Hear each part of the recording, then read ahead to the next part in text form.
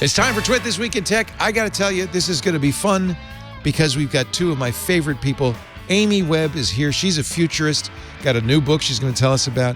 From The Information, Paris Martineau. She's going to give us a little tour of her apartment later. You're going to enjoy that. We'll talk about the new Twitter Blue subscription service. Is it worth $3 a month? The Golem Network and the Genesis machine. Do I have more electric bikes than phones? Find out. We'll also talk about why you want to be careful about what you put in your ear. It's all coming up next, plus a whole lot more on Twit. Podcasts you love.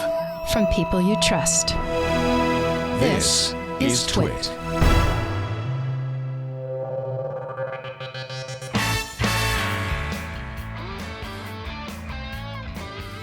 This is Twit, This Week in Tech, episode 849, recorded Sunday, November 14th, 2021. Disco Mannequin. This episode of This Week in Tech is brought to you by IT Pro TV. Start your IT career today by getting educated and certified for the big companies looking for IT professionals right now.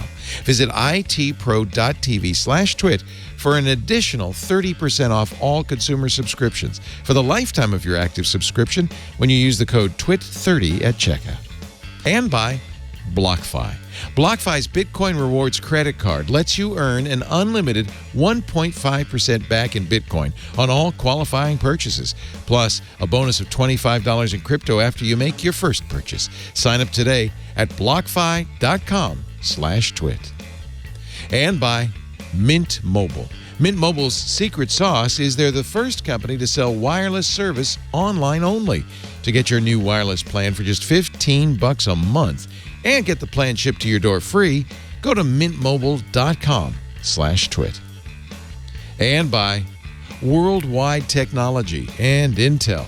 With an innovative culture, thousands of IT engineers, application developers, unmatched labs, and integration centers for testing and deploying technology at scale, WWT helps customers bridge the gap between strategy and execution. To learn more about WWT, visit wwt.com/twit.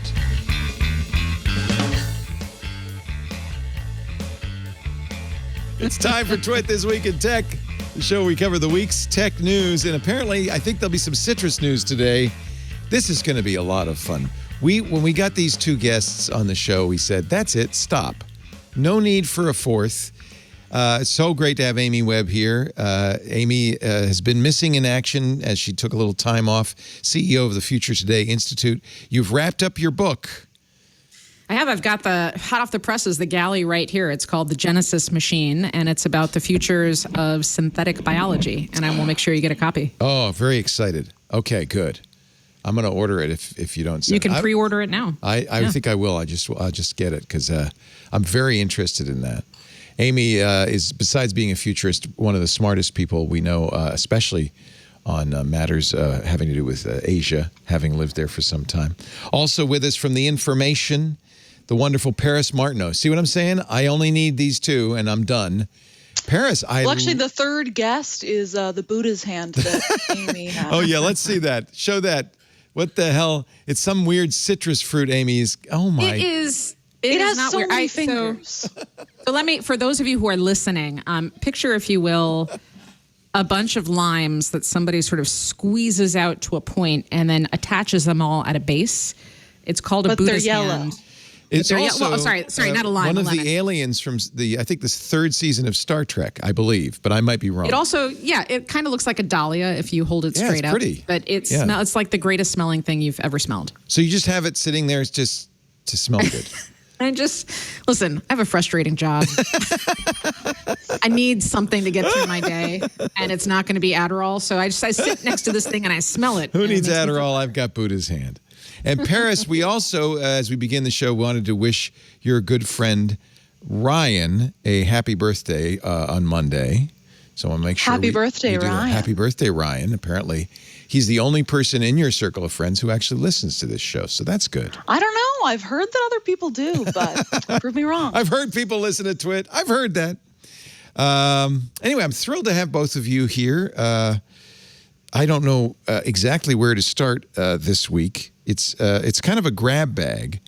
Let's start with Twitter because they launched their first, not their first paid product, but their first widely available paid product, the Twitter Blue subscription service.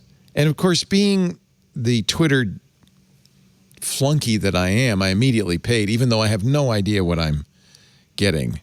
Paris, I did too. You did too? I remember reading about it in Casey Newton's newsletter, Platformer, and I paused, got up, don't know why, and then subscribed to Twitter Blue.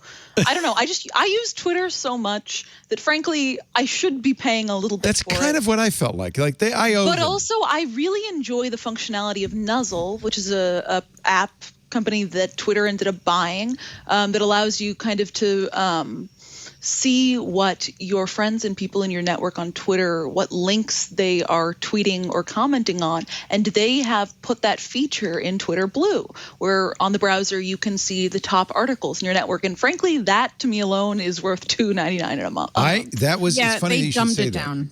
They did. It's not Nuzzle, but it's funny you should say that, No. Paris, because it's exactly the thing that got me to subscribe. I was so mad when Twitter bought Nuzzle and unceremoniously, within a week, just pulled the plug. Absolutely ridiculous. Yeah. So Jonathan Abrams, who founded Nuzzle, and I think is Friendster. He was also one of the most brilliant guys out Yeah. there in tech. Yeah. He's just like slightly too early on a lot of different things. So yeah, he was Friendster, pre-MySpace, Facebook. He had launched Nuzzle, and originally it was an intelligence tool. And again, I think it was just slightly too early, and Twitter should have seen this functionality, and they should have done something with it much earlier. They didn't. And the way that I used it was that I created a whole bunch. I had like hundreds of Twitter lists that I had made that are all private, because I didn't want to follow those accounts. Instead, I used it as an intelligence gathering tool, and so I had one that was just one just having to do with robots. And I had another one that was specifically about an area of drones. And I had Nuzzle set up to ping me, because you used to be able to set a threshold. So you could set it as like 5, 3, or 2 for how many people shared that same article or were talking about the same thing. So basically what I got was a curated view across individual topics all day long on the app. And it was like the most amazing thing. Then it got bought by Scroll, which then got bought by Twitter. They shut it down. It's back, but I don't find it super useful now because if you follow a lot of people, you basically wind up with an echo chamber. You don't have all the versus, settings that we had. This is the new Twitter page. There's a new little flame icon that says top articles, and this is their version of Nuzzle. The one thing I do like, if you click it, it's only available in browser too. Yeah. No. It's nope. It's available on the app. You can. It nice is on iOS, but not on Android. It is. It is on Android. I think it. No. I think it's on Android, but not iOS. Oh. Let me Okay. look at my iOS. So 'Cause the it one wasn't thing I do available. like, which is it's a little bit better functionality than Nuzzle. Nuzzle would have a list of all the people who tweeted it, and you could click their names. Now, when you click on the article, you'll see on the right the conversation, all the tweets about it. I think I do like that a little bit better. But Amy, if you have one forte, it's advanced usage of online tools. Because I never did any of that tweaking to Nuzzle. I liked it well enough. None of that Twitter tweaking. None of the Twitter tweaking. So this is my second job. In my very, very, very long ago career, when I was starting out, I was a journalist, and my feeling was I needed to automate as much as I could because there's only so many hours in the day to do reporting, and I was looking for stuff that nobody else had. So I've figured out ways to cobble together automated systems, and I do now as well. But that feature on Nuzzle, listen, I would have happily paid Twitter years ago, and I'm paying them now. But I think that they really, multiple times, have missed opportunities to monetize in a thoughtful way, to improve tools. Because the other thing that comes with Blue is technically you can edit, but there's a window. So if you drunk tweet and you recognize what's happening, or you can see the tweet, you can pull the plug on it. I think that you have like a minute. Yeah, it's just it's kind of like the undo send feature in Google in Gmail. It's not where it's really like if they don't editing send it. Yeah. It just gives you a minute to think about it. But it also doesn't reveal to you the tweet immediately. So there's a couple of steps involved. Again, it just seems like the take a breath feature. Yeah. Like before you tweet. So you're right, Chris. I'm looking at iOS version of Twitter Blue, and I see that I have Twitter Blue turned on, but there is no corresponding top articles. So I guess it's only on Android right now. This rolled out initially, I think, like in Australia and a couple of countries, not the U.S. It just rolled out this week in the U.S.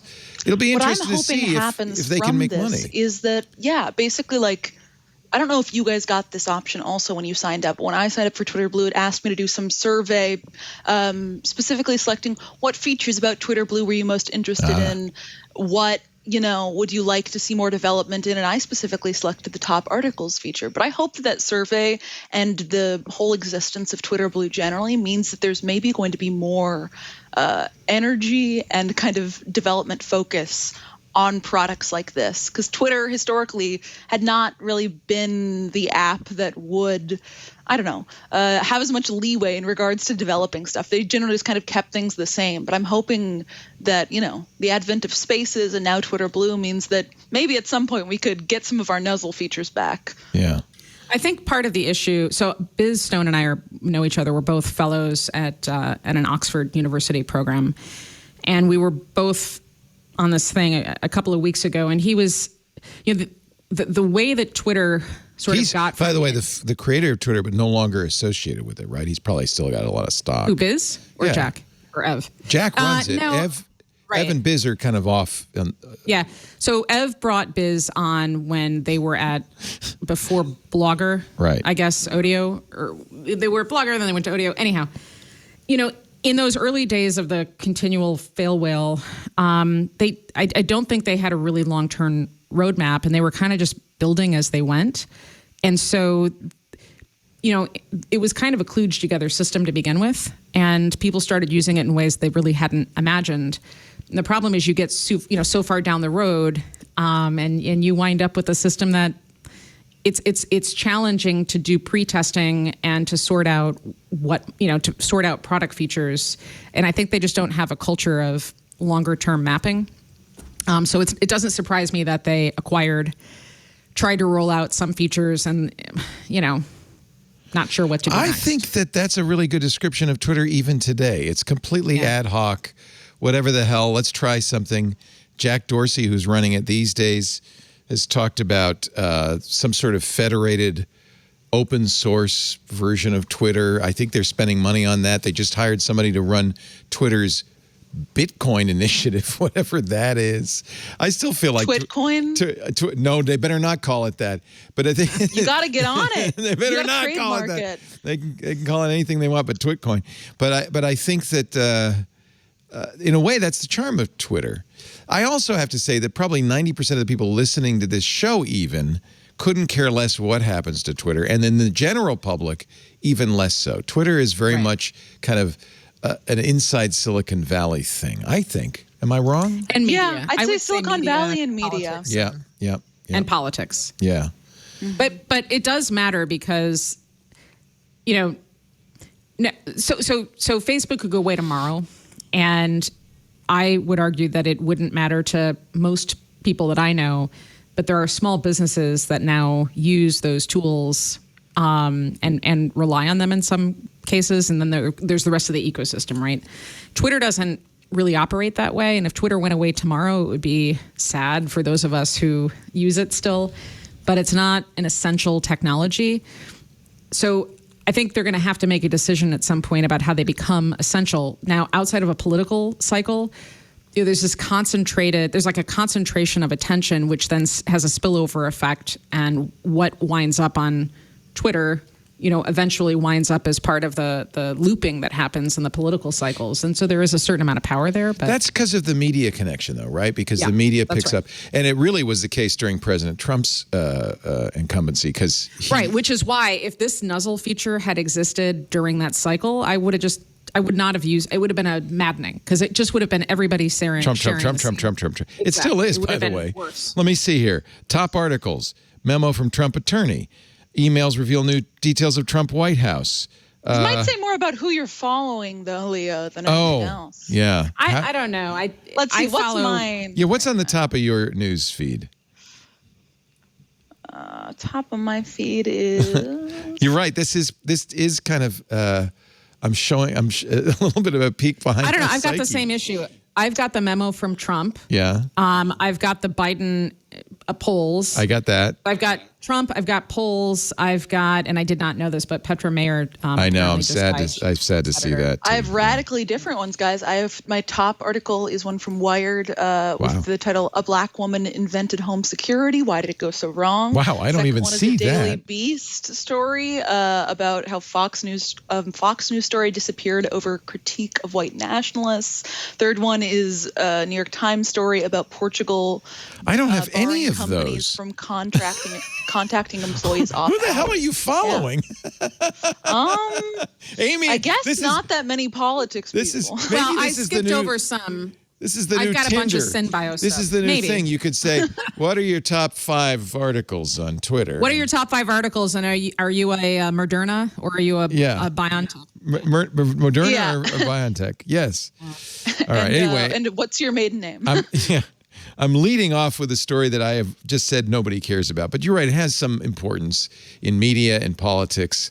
There are some, there's some areas that it matters, and I guess it's the big tech story of the week. So I don't know. Well, I do think it matters more broadly speaking because, I think it's my observation that you've got the enormous companies that are potentially dealing with regulatory action, or at least calls for regulatory action. Twitter's been largely absent from a lot of that. Yeah. They're going to have problems on the street at some point. They're public, and are people throwing ad dollars at Twitter, or are they finding other ways to engage digital audiences? Well, and that kind of, I think from a business standpoint, I kind of think it does matter. It could be a measure of how little Twitter matters, that they are not scooped up with this big the tech lash, I guess we should call it.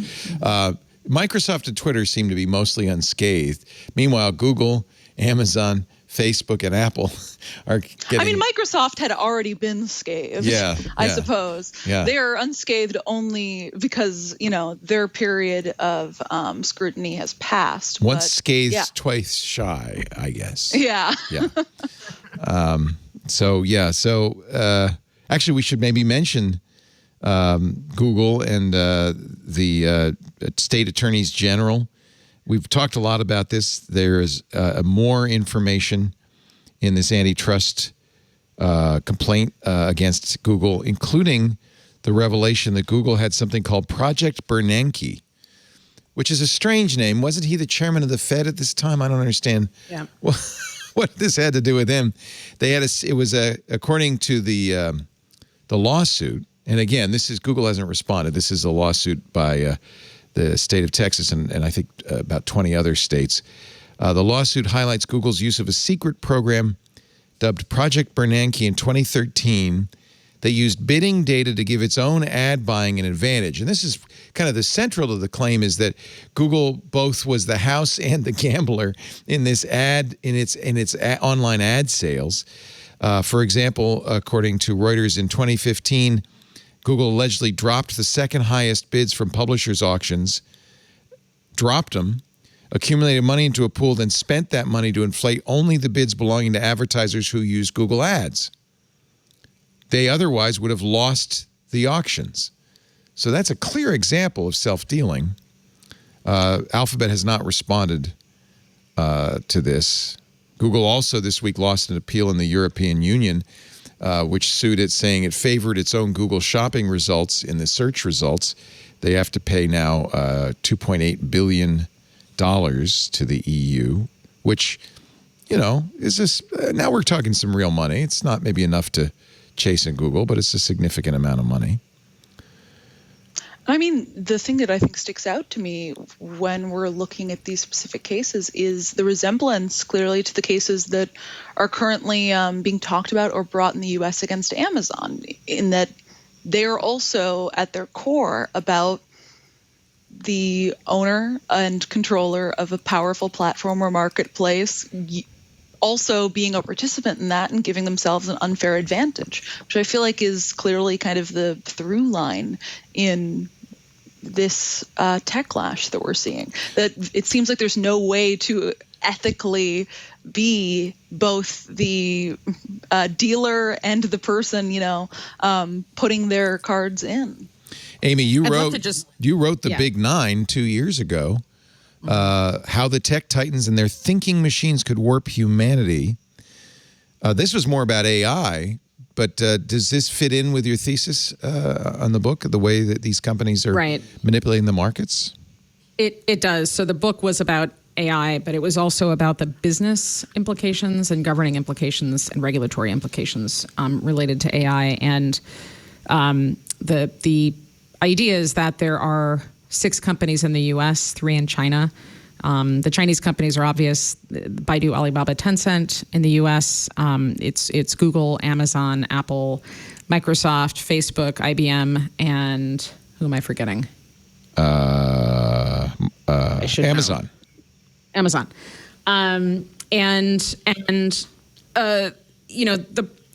The problem is that we didn't have any regulatory. The Sherman Act, which gets brought up all the time, is probably not applicable because, at least in the case of Amazon, I mean, you would have to bring a very, very narrow case. And as it relates to e-commerce and Amazon, so it's just as Paris mentioned, right? You've got a company that has all the data and has a sense of what people are searching for, algorithms that can determine what probability people will purchase based on where the proximity of where they see the item, at what time, and at what price point. So I get all of that, except that there are grocery stores who do the exact same thing in the physical world, and it's not automated. Right. But that is in fact the argument that Amazon has always brought. Right. And I'm not trying to be an apologist for Amazon. I'm trying to be pragmatic here. But I bought I bought the Buddha's hand at Wegmans today. And at Wegmans, which is a grocery store on the East Coast, it's a grocery store chain, they have a habit of selling a wide array of products, looking to see what's doing well, and then they will, completely copy the products that are best selling. My guess is you're not going to see a house label Buddha's hand at Wegmans, but no, but my friend Kara Golden started a company called Hintwater, and she sweat equity, built this business and did a amazing job of it and has a tremendous product. And it was cool after she launched to see Hintwater in Wegmans, stores. And, it was super popular. And within a year, Wegmans was now selling the exact same product, the same weird shaped bottle with the labeling and everything. Oh, that's hysterical. And, now, that's gone on since, since time immemorial. Since exactly. So the question is, why do we come down on Amazon for this practice? Which, to be fair, there's data, you can automate more, but we do not make the same legal arguments at some of the grocery stores that are doing the same thing. It's fine. I just read Amazon Unbound, which is the Brad Stone's follow-up. Terrific. Brad is such a good writer. That book was great. Book. Yeah, we all really agree. Good, yeah. And he talks about this specifically, and it's interesting because Amazon must have suspected that there was a problem because they had supposedly lots of controls to keep the data that was being gathered by these third-party sellers on Amazon from being used by the people on Amazon who were figuring out what products Amazon should make. It might have been a pretty porous wall because there seems to be a lot of, correspondence magically. But they must have known there was some reason not to do this. Nevertheless, the defense is, well, we're not doing anything different than every grocery store has done from time immemorial. What is the difference? Is there a difference? And why don't grocery stores get in trouble? I mean, your friend who made Hint, probably pretty pissed off about the whole thing. I also know that they white label Domino's sugar, and so their Wegmans brand sugar is made in the same facility. That's often the case Domino's. with these house brands, yeah. Right. Yeah. So, I mean, I'm sure that the originator Domino's is just getting slightly less margin on the product. Right. So everybody's making money. Right. But what does that, so like, think about it from a consumer's point of view. Ultimately, you then have less choice because you've now gone from an array of products and brands to basically one brand. You're going to be hard pressed to find competition on the shelves. And from just a practical point of view, I don't see the difference so much between what we accept in the physical realm and what we rail against in the digital realm. I think the only difference really is that the digital realm has made it so that it is a lot easier to see this happening at a lot larger scale versus, when it's everybody's like the Eastern Coast grocery store or Publix down south or something like that. It's not as immediately visible of an issue for people to get mad about then. And I mean, I think that this is ultimately going to lead to some hard thinking, perhaps from US or EU regulatory bodies, about whether or not this practice online or offline is something that, they want to legislate. I think it also comes down to the perception that Amazon is completely dominant, which they're demonstrably not in online commerce. That's the other defense. They're not in any area where they operate. In any area. That's their constant defense. The company. Yeah. That's right. But I think if you thought, Wegmans making its own version of Hint Water is not going to diminish the overall market because there's many grocery stores, there's many places you can go. But if it was in the back of your mind that pretty soon Amazon's going to be the only online shopping place, then it might be more important to you that you enforce rules there because then you really won't have another choice. Sure. And if you look, again, by market size in the United States, by cap, why don't we get all bent out of shape over Walmart? Walmart is, from my point of view, a technology company, not a retail company. And Walmart has its own self-driving trucks already. They are already driving around. I know, for grocery deliveries. My wife told me this morning. That's right. So why are we not? I mean, right. I think that the difference is when we're talking about e-commerce, at least in the U.S., this is recent data from eMarketer. Amazon represents just over 40% of total U.S. e-commerce sales. Meanwhile, Walmart represents 7%. Mm-hmm. Walmart's struggled to compete with Amazon. Nevertheless, 40% is not 80 or 90 or 100%. It's not a monopoly by any means. No, but in the physical, but as a physical presence, Walmart grossly exceeds everybody else and any other superstore. I'm no fan of Walmart, especially because so many Walmart employees are subsidized by the government in the form of food stamps. But here, I'll tell you what I think the problem is because, so Elon Musk. People think he's eccentric. They make fun of him for being eccentric. But I think he is eccentric. Right, but my point is nobody gets, very few people who are probably listening to this show are angry at Elon Musk for forcing the auto market to change, right? To accept and start innovating around batteries and right. Yeah. Bezos, you could argue, Jeff has done the same thing. It's just much more distributed, and it's in the fields of artificial intelligence and pharmaceuticals, like all these other places, right? And everybody gets pissed off at Bezos, right? And everybody gets pissed off at Amazon. Elon Musk doesn't own a majority of the auto market, but he's had an outsized influence in dictating what the future looks like. Just like Jeff Bezos. That's analogous to Jeff. Yeah. But everybody, so I think this has more to do with personality and look, net on the wealth side of things, they are analogous. I think it comes down to likability, as it always does, and liking the brand, and everybody likes to, select their heroes and villains. I think end users love Amazon. And I try not to use Amazon, and I fail every time. So I don't think it's a question of people they may not like Bezos, but I don't think they dislike Amazon. I think they tolerate Amazon. I think people especially in COVID, really appreciate Amazon. Yeah, Amazon is often at the top of kind of consumer sentiment surveys. But I think that it is also has to do with the fact that Amazon's dominance in a number of categories has really skyrocketed at a rate that Tesla could never hope to match. I mean, that's kind of my position, is that there. I mean, it's a fear of what might happen.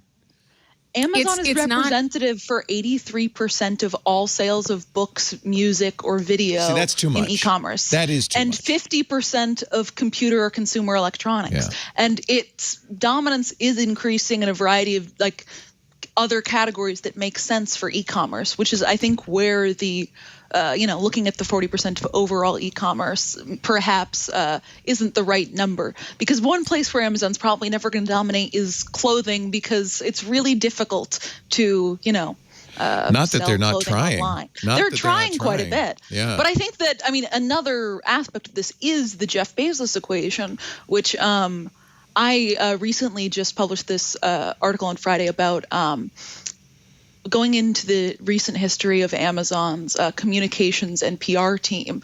And kind of one thing that I learned through this is that starting in 2015 to 2017, as Jeff Bezos was inching closer and closer to being the richest person in the world, his PR team started to think about it as a serious PR problem, and they launched his Twitter account. They launched his Instagram. They're like, how do we turn Bezos into kind of a humanize him, turn him into kind of a swashbuckling, fun guy that he's not going to be the target of all these attacks? I mean, it seems like whether or not they've been successful on that, it doesn't seem like they've been great at it, but it's certainly been an attempt. Facebook's problems are similar. Mark Zuckerberg is hard to warm up to.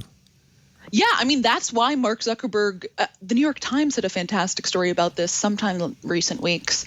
All those silly photos of Mark Zuckerberg with a bunch of sunscreen on the windsurfing thing? Yeah. These were all part of a strategy by Facebook's PR team to humanize Mark Zuckerberg. Completely to make backfired. him a funny and laughable guy instead of weird robot dude. Completely backfired. It made him seem more like a robot, not less. I think that it's hard to humanize people in positions of power, especially to the extent of Mark Zuckerberg or Jeff Bezos. Yeah. Actually, they quote your boss, Jessica Lesson, in this article. Apparently, she was there in Tahoe when he posted that video on Instagram of with the flag on the hydrofoil. Partly because Sam, her husband, was an executive at Facebook as an old. They all went to school together at Harvard. Friend. Yeah. I'm going to get to Sam in a bit. You can recuse yourself if you want. But is this the Vice his investments? Story? Yeah. I have interesting thoughts about that story. All right, we're going to take a little break. We have interesting thoughts about a lot of things. I'm actually a big fan both of Jessica Lesson, longtime subscriber since day one of The Information, where Paris works. And I've known Sam for a long time, since his first startup, which I thought was the greatest thing ever. We interviewed him. It was that .io file sharing thing that he was doing. It was so cool. Anyway, good to have both of you. Paris Martineau from The Information, Amy Webb, futurist, and Buddha's hand lover. We're going to get more into this. And in fact, I want to talk about the Great Resignation, because that also ties into this a little bit. It seems to be, in the wake of COVID, there is something going on, something disruptive, something almost like an earthquake to the United States, to its economy, to its medical system. I'm very curious what you all think about that, but we'll get to that in a second. Our show today brought to you by IT Pro TV. Whether you're a seasoned IT professional or somebody who wants to break into IT, I know anybody who listens to our shows, we know you love technology. Maybe you'd like to make that your career. This is the best way to do it. IT Pro TV. It's the community you need. And I've known Tim and Don, the founders, since before it began. They created IT Pro TV because it was the training they wanted for themselves. They'd been doing classroom training, and they said, it'd be really good if we could do this on the internet. And boy, have they grown. 7 studios now in their Gainesville, Florida headquarters, filming every day, Monday through Friday. Why so much? Well, because this stuff is a constantly moving target. The tests for the certifications change, and you have to constantly update. You also, of course, there's new software, new versions. Courses go from their studios to their course library in 24 hours. It's, of course, information. But they make it entertaining because they hire people who are not only experts in the field, but who can really communicate. People like Tracy and Adam right there. They're edutainers. And they also are on staff, all of their trainers, which means you can get assistance from them at any time.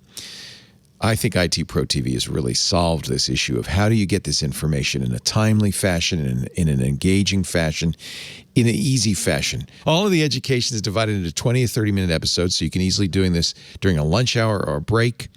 They have really nice transcripts, which you can search, so you can go right to the part you want to brush up on or get that information.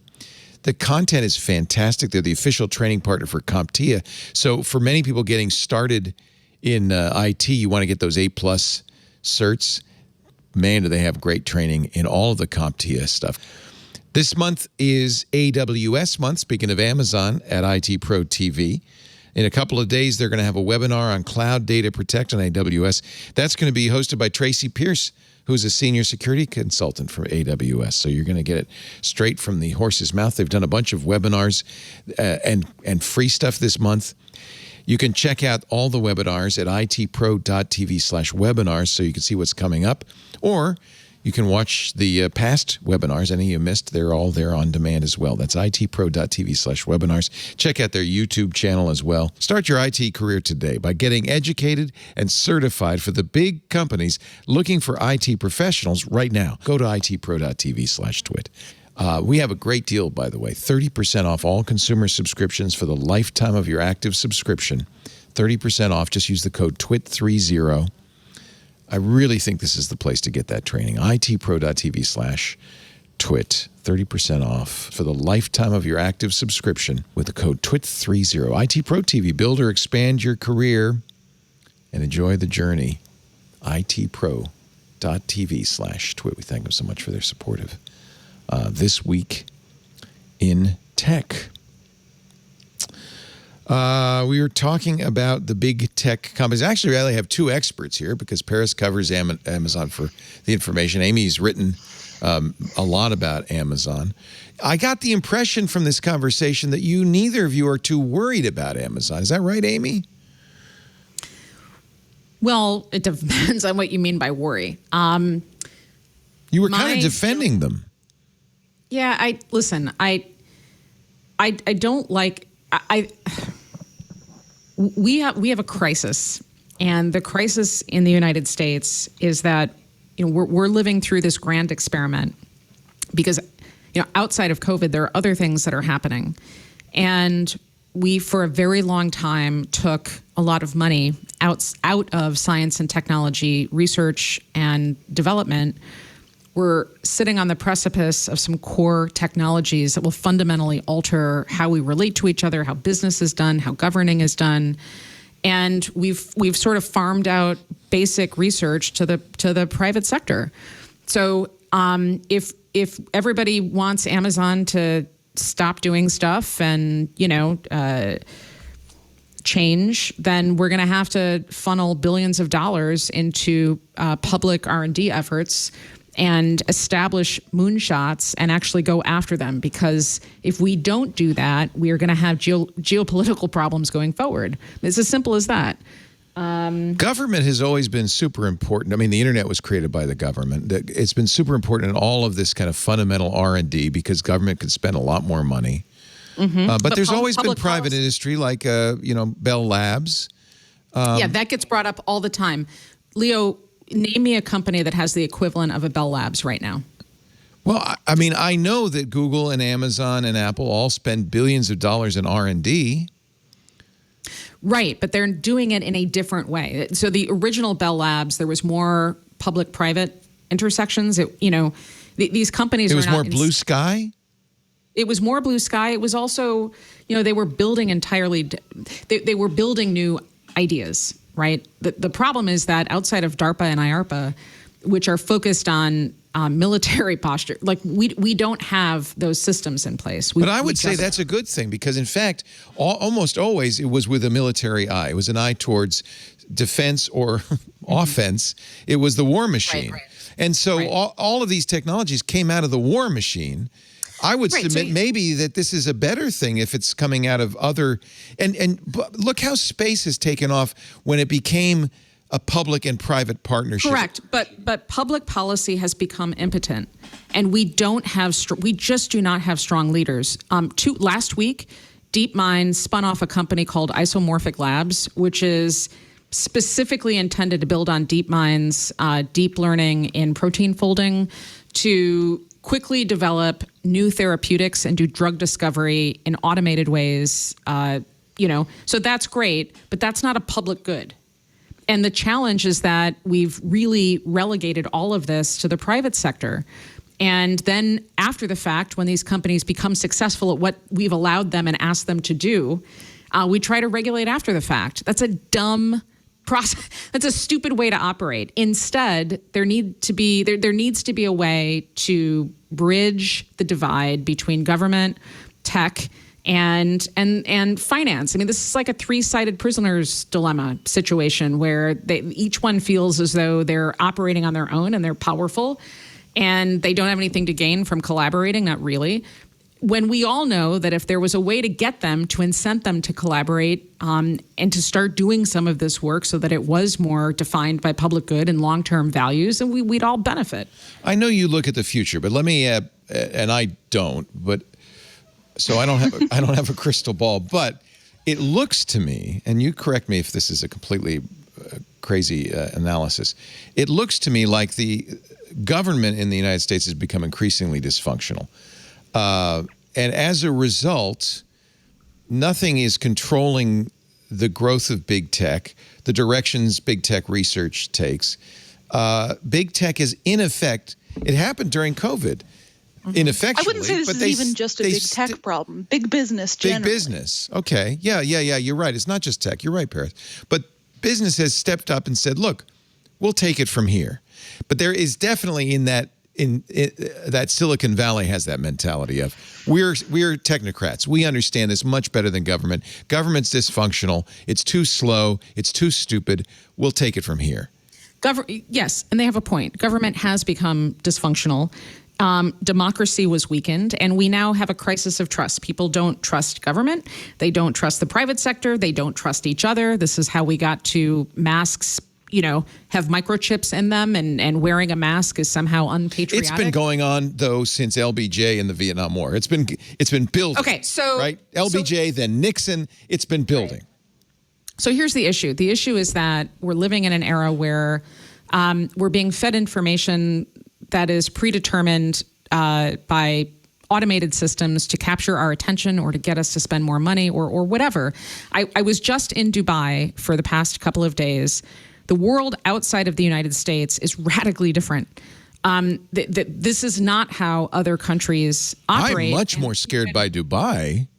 Dubai is far more authoritarian than what... I'm not saying that the KSA and UAE, I'm not saying that they're doing it right either. What I am saying is that the world has an internet that is being splintered, but that internet is very much an American internet, and we lead with particular values, which I think are good in some ways and are self-defeating in others. I'll defend American values, but I don't think globally. I mean, you go to Dubai, that's a perfect example of capital out of control because of oil and just kind of a long-term prospects for Dubai I don't think are good for a variety of reasons. But I will defend American values anyway. And it used to be that we were trying to spread those values that we believed in, at least in our heads, the mythology of democracy and all of that. I think that's I would say pretty much demonstrably the better way to run things than anything else out there. The EU would disagree because outside of the United States, it very much looks like our entire modus operandi is about making money at all costs. Right. That's how we got to surveillance capitalism out of control. Yeah. Correct. And these are publicly traded companies. They are designed to earn revenue, and they should. And I'm saying that people should be, people and companies should be able to earn money. But we need to do this in a way that doesn't damage us in some ways in the future. And I think you can strike a balance, but from outside of this country, Every time I'm in a room with people from other countries looking at us, especially when it comes to the internet and digital systems, we don't look great. I don't think anybody would argue with our ingenuity and creativity, but at what cost is the question that I think they ask oftentimes. Who was it said democracy is the worst form of government except all the others? I mean, I think that's kind of where we are. Look, it's not perfect. Clearly, we've got a big problem. Lots of problems, lots of dysfunction. But I'll put us up against the EU. Or do you think they're more successful because they're more collectivist? Because no. We do. If you look at net, the amount of solutions-oriented, sort of future-facing, plus also just cool whiz-bang tech and science, it's coming out of the United States. Yes. But that's not. But we also have wealth disparity, unlike other countries, the other modern economies. We have lower levels of trust in our democratically elected government than others do. Our access to education is way off kilter. So we're producing amazing tech and science, and our economy is very strong, but we are up against a formidable foe in China, which is, has its own ideas about what the future should look like. And we don't have an idea of what the future, like collectively, America doesn't have an idea of what the future should look like. It's not anywhere on paper, not really. Now, again, the Saudis are not doing great stuff. One thing they do well is they plan and they execute. Well, so authoritarian regimes are always going to execute it makes it easier. More efficiently. It makes it easier, but there are plenty of non-authoritarian regimes that are able to do the same thing. I'll stop here, but this is why if I had unlimited money, the thing that I would do with that unlimited money would be to create some type of system where every American has to spend like a month somewhere outside of this country. Yeah. And they have to do it when they're a teenager because that's when your mind is forming, right? And come back with a totally different perspective. I agree with that because we are very insular and historically always have been, going back to the America First movement and Charles Lindbergh. We've been very insular and isolated. Actually, I think public service should come back, and maybe the Peace Corps is the solution. Completely agree. It should be mandatory. Yeah. Do you defend Amazon, Paris? You cover it directly. I think defend is a strong... I don't really know what defend means in this case. I think Amazon has grown to such a size that I guess it just is and will be. I mean... It is a lot of different companies. Forever and ever, amen. I mean, one thing that I realized when I started on this beat is that I at first was like, covering just one company, won't that be kind of constraining? No, Amazon is like it's 10 to 20 different companies. Yeah. It could be 10 to 20 different realities all put in one. Plus, I think it's fair to say that what's going on in Amazon is a microcosm of what's going on in general, right? I mean, I suppose when you have a company as large as Amazon, in both, I guess, the blue-collar sense and the white-collar sense, it is going to outlast us all. I mean, Amazon is going to continue doing what Amazon is going to do, regardless of what any of us think or want. Do you think Bezos decide. Leaving the company to Andy Jassy is going to make a difference, or is Bezos going to continue to call the shots? I mean, I think the fact that he didn't step back from the company, he's executive director of the board, speaks to the fact that he still has quite a lot of power. But I mean, Jassy is CEO. The thing that I know from speaking with people who are close to the two of them is, I believe, quite a handful of people that I've asked kind of about the difference between the two have said Jassy is human. Jassy is as opposed cares to Jeff. A lot about I mean, same deal. Jassy, I've heard, cares a lot about employees as human beings. I think someone I was speaking to the other week had said Jassy's the sort of person who would understand why his employees would want to volunteer one day a month. Jassy right now, he is just in the first couple months of his tenure as CEO, so he is just trying to make the transition, but eventually he's the sort of person that could bring a softer side to Amazon, or at least a more humane and holistic approach to leading the company that is less focused on growth at all costs. Right. Because it's already huge. Right.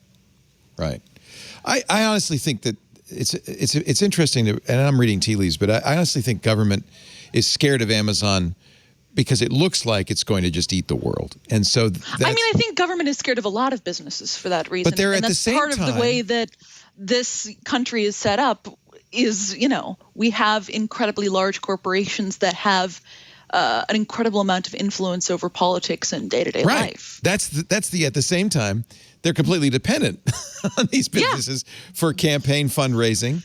For and lobbying for promotion. money, I mean, how many politicians use Facebook to get elected?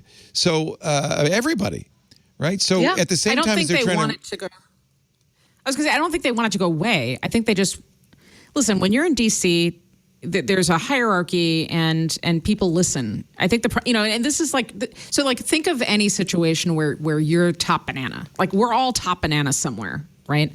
I hope. In my apartment suddenly, with my cat. Yeah, I'm top exactly. Right? I am top banana, and I'm not sure about the cats. So when you leave, and now you're suddenly in another place, in a different social circle among other people, and you're no longer top banana. In fact, you're kind of like an apple when everybody else, you're like a totally different fruit now, and you have very little clout. That rubs people the wrong way, and I think I do a lot of work in DC, and that seems to be what's happening. The tech sector kind of doesn't need to play by the same rules. They, and the regulators don't have the same. The deference isn't there, and I think that's part of the challenge, right? It's the lack of deference and trust and respect. So they want the companies to bend a knee? I think so. I do. But I think the thing is, when you're, Mark Zuckerberg and you're tasked building the metaverse, or you're Jeff Bezos and you want to build a moon business park colony, you don't really have to bend the knee. I think they're willing to appear to bend the knee. Yeah, but nothing else. Nothing else. And I think what they do is they appear to bend the knee. All right, fine, whatever. Look at Tim Cook going hat in hand to meetings with Donald Trump. You could tell he was gritting his teeth, but he did it. Any of the photos from that original meeting in the Trump Tower with all the tech CEOs and Donald Trump, where it looks like all the tech CEOs are being held hostage. Yeah. They have the most pained smiles. But they're bending a knee because that's what you do. And they're in the background writing checks and making sure the right people get elected and lobbying like hell because they know ultimately they're going to win. So I don't think the appearance of bending a knee is an issue if that's all government wants. I wouldn't even say it was bending the knee, though. I think in that case, they're just looking out for themselves. They're like, I want to come here and appease these people's egos so that my company can continue to get the tax cuts or this law passed that we care about or whatever it is. But to real people, that's a battle between dinosaurs. Giants. We don't care. They're up there. Government, big business. Meanwhile, more people quit their jobs for the second straight month in a row than in history. 4.4 million people quit their jobs in September. 3% of the nation's workforce, up from 4.3 the month before, far above the pre-pandemic level. This is called the Great Resignation. And I think this is a bunch of normal people looking up at Congress and big business and saying, neither one of you are taking care of us. Screw you. And I think that's a third constituency that I would be seriously concerned about if I were big business or government. And Leo, you just said something that was pretty interesting, which is the everyday people. If you ask yourself, who do everyday people come into more, of all the rules and restrictions and ways that we operate, who has more direct control over people's everyday lives? It's tech companies. It's not government, right? That Amazon dictates lots of how I get through my day. So does Google. So does Microsoft. All of these companies and their automated systems are controlling much more of me than the government does in a practical way on a day-to-day basis. So that's something worth considering as we're thinking about the future of governance. But as it relates to jobs, So again, I was on the BLS website. So this is fun. If anybody wants like a take-home activity for the week, here's what you do. Go to the Bureau of Labor Statistics website. Okay. That was the sound of thousands of people shutting their podcast apps. Okay. It's really good. And Paris, I think you will love this. So. Oh, no, I love this. I'm literally looking at 4 graphs right now. So. Okay. So if you dive in, so they are the ones who are tracking the employment data. And if you dive in to how they've categorized jobs and you look at journalist, no modern journalism jobs are listed. There are jobs for like, I don't even know, like I'm assuming there's typesetters. Disc jockey. Literally the words disc jockey are there. Yeah. But podcaster is not there. No. And as we all know, if you have bad data in, you're going to get bad data out on the other end. Yeah. So I think, it's one thing to say everybody's quitting their jobs. All of these jobs are open, WTF, the economy. But it's another thing to get actual data out there. And the economists, my academic background's in economics and game theory. And I don't think a single economist would have predicted that we'd hit $80 oil barrel prices, that we would have this topsy-turvy situation with the workforce. And part of the problem is that we're not counting people in their jobs correctly, especially in the tech sector. Oh my God, like the tech sector jobs are completely misrepresented in those data sets. That's an wanted interesting to rant about the BLS. Yeah, that's an interesting data point. And bad information means bad policy because you're not making correct decisions based on the information you've got. I'm looking at a series of charts here from the Washington Post about kind of the different industries that are seeing the highest amounts of employees quitting. And the top 2 or 3 are DJs. A lot restaurants. of DJs. Yeah. Sorry. It's actually all disc jockeys. Only disc jockeys are quitting their jobs, which is really surprising. They should really call it the Great Disc Jockey Resignation. But, Restaurants, obviously. You go to any restaurant, they're all restaurant, bars, hotels. I mean, makes sense given the sort of Are these crap jobs? conditions. Is that what it is really? Is it just poorly paid? I mean, I think it's a combination of things. I think it's, traditionally people who are working in the restaurant or hospitality industry are not getting paid the amount probably that they should. Yeah. Plus, they're having to deal with a bunch of angry or insane customers. I'm gonna extend it though a little bit and say, and I think you saw this in the tech industry with engineers, workers are starting to feel more and more empowered. It used to be a union movement, right? But I don't know now what it is exactly. Although some of it's union. I saw the wire cutter is saying we're going to go on strike on Black Friday. Good luck with good luck with that one, right? New York Times. Yeah, they're saying they're going on strike starting on Black Friday if their needs aren't met. They should go they're on strike asking before. everybody to. I guess like they're going on strike for that whole period and asking for people not to click on wire cutter things. But the other categories are retail trade, arts, entertainment, and recreation, and professional and business. So I mean, it seems to be all over. People are unsatisfied. So workers are saying these jobs are crappy. I'm not going to take it anymore.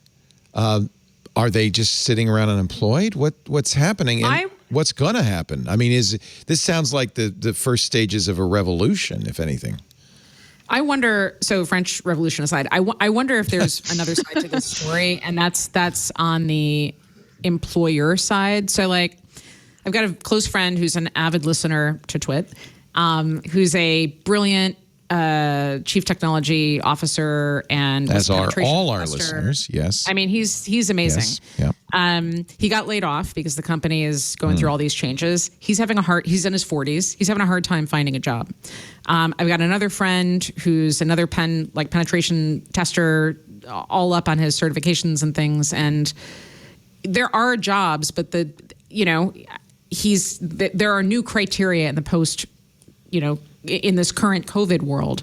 So I'm wondering how much of this outside of the usual suspects, like restaurants, I wonder how much of this is employers digging in their heels and mandating that work is like it used to be, but we're all living in this. We new don't world, want it. We don't right? take Where, it. Yeah. Or maybe it's not we And don't want you it, see- but we don't have a choice. You see restaurants, so we know about that because if you're just out and about, you see all the help wanted ads. You don't see people don't post on telephone poles. Pen tester needed, so we don't know. And apparently, neither does the Bureau of Labor Statistics. We don't really know what's going on there. But I would guess that you nailed it. That's exactly what's happening. Is that the world has changed and employers have not caught on. And I mean, I think this is also what you're seeing in the logistics industry. We're currently having, the supply chain crisis and all supply chain crises, and that's in some ways, half of it is made worse by the fact that there are not enough truck drivers. There are not enough warehouse employees to unload the trucks if they could get there. There are not enough people to crew the ships that will take the thing to be put on the truck. All aspects of the labor equation are kind of falling apart because employers are having a hard time attracting employees. Well, even and if they also offer bonuses. Many employers went down the Uber route. Yeah. I read it. There was a great Medium post by a truck driver saying part of this is a lot of companies are hiring truck drivers as contractors and they're paying them per job.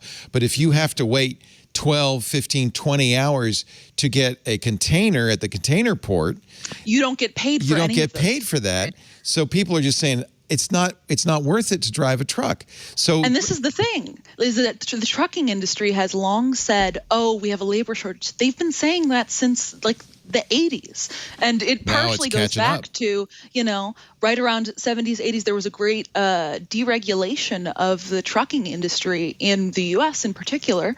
And since then, truckers are paid, only a handful of cents per mile. They don't really have benefits. They have jobs where they have to be out, away from their family for weeks. Many of them have to purchase their own vehicles and handle all of their own licensing. So they end up in a lot of debt to the companies. It's not a good job. And people shockingly don't want to do it. When the labor market is tight, they are like, why would I do that when I could do anything else? I would add one other problem, and it's not automation, which is the story we hear all the time. It's the threat of automation. So in a lot of these positions like trucking or the trades, you have to go through extensive training. You have to get special licenses. You have to, in some cases, join unions. And the trades have been having similar problems that predate COVID. But people are not willing to go into these fields anymore, in part because America has told everybody that if they don't go to a 4-year college, then they're not welcome, and that trade schools are pointless, which is a stupid message to be sending. But if you're constantly talking about AI and the robots coming to take your jobs just before the robots come to kill us in our sleep, then you're sending a message that shortages or no shortages, we don't need, why would I go through the process that Paris just described to get this job in trucking if I'm not going to need to do this anymore in 5 years because the robots are going to drive themselves. Yeah, we've been told that, right? We've been told that. Which is not true, and it's on a longer trajectory, but we haven't we should be figuring out ways to encourage people and to make it more equitable, reasonable for them to work these jobs. In chess, the great grandmaster Aaron Nimzovich once said, the threat is stronger than the execution. And I think that's the same thing. We're more worried about what Amazon is about to become than what Amazon is today. We're more worried about what our jobs are going to turn into than what they are today. I think there's a generalized fear of where we're headed. Yes? And what do you do about that? Well, fear tends to drive a lot of our decision making, unfortunately. We aren't as motivated by the promise of something different because that implies change. So in my field, we're constantly contending with, do we motivate people using more dystopian scenarios to get them to see opportunity on the other side, or what is it that we do? And people just respond more to fear than they do to, possible opportunities for change. Yeah. That's, Well, you're the futurist. Get on it. Yeah, I'll get right on that. Can I ask, actually, could I ask Paris a question related to Amazon? Please. Do you mind? Love it. So Paris, it relates to trucking. By any chance, have you been following Amazon's weird, very quiet project around coal mining and trucking and coal mines. Coal And, like, mining specifically? coal. No. That doesn't seem to like be in West Virginia. a future looking. No, Amazon was tell me more. developing like these. They were. I'm fuzzy on the exact details, but I know that they were working with some mine, I believe, in Virginia or West Virginia or somewhere, and they were trying to use data to save money on fuel by making the trip more efficient. So like there's this exact pothole. They were basically creating like a digital twin of the route. And like if there's a pothole right here, then like these trucks were totally loaded with sensors, then this is you do these things and like this will make the route more efficient and therefore the margin will be X% higher. That's interesting. I mean, Amazon's business is to some degree data. Yeah. It's well, this was really all about interesting data. Yeah. I don't want to spread It's interesting that you say unintentional that because I'm misinformation. unsure about the trucking. I'm unsure about the mining aspect, but Amazon over the last couple of years has made considerable investments into its trucking network, but not in the point of Amazon's actual direct paid truck drivers. It specifically has created kind of this Uber-like app called Amazon Relay that then they can use to get independent contractors to either use Amazon's trucks or their own trucks to haul Amazon loads. But part of that requires them using the navigation software built in. Which And they there's also hate, right? I mean, which the truckers hate because it often gets things totally wrong. And I mean, there's a lot of funny side effects I've found where like there'll be some dead end street in West Virginia that every day gets dozens of Amazon tractor trailers stuck in it and has accidentally knocked over, gravestones. We had that in story about Boston and Waymo, whatnot. about Waymo Like, cars getting stuck in a dead end in San Francisco. this happens everywhere because Amazon trucks are going everywhere now, but Amazon's GPS is not the most accurate. So when it messes up, it really messes up, and it can cause kind of nightmare situations. So this is relay.amazon.com, and they're Yes. actively soliciting. Yeah. Is that it? No. That's, I bet you. So this is I'll the it might be related this to is the the coal mining. technology Yeah. that kind of is the backbone of Amazon's trucking. They have both a thing for trucking carriers, which allows you to like book gigs kind of like Uber, and then they have another side which is freight, which is for shippers. So you could contact Amazon and then hire one of these truckers to move your own stuff. This is because Amazon wants to exactly- build up this huge network of trucks so that they have extra capacity to use during the holidays, so your stuff arrives on time. Amazon understands that logistics is a big part of its business, but this to me is exactly what scares people about Amazon. Is they go, oh, they have a finger in that pie. Oh, they have a finger in that pie.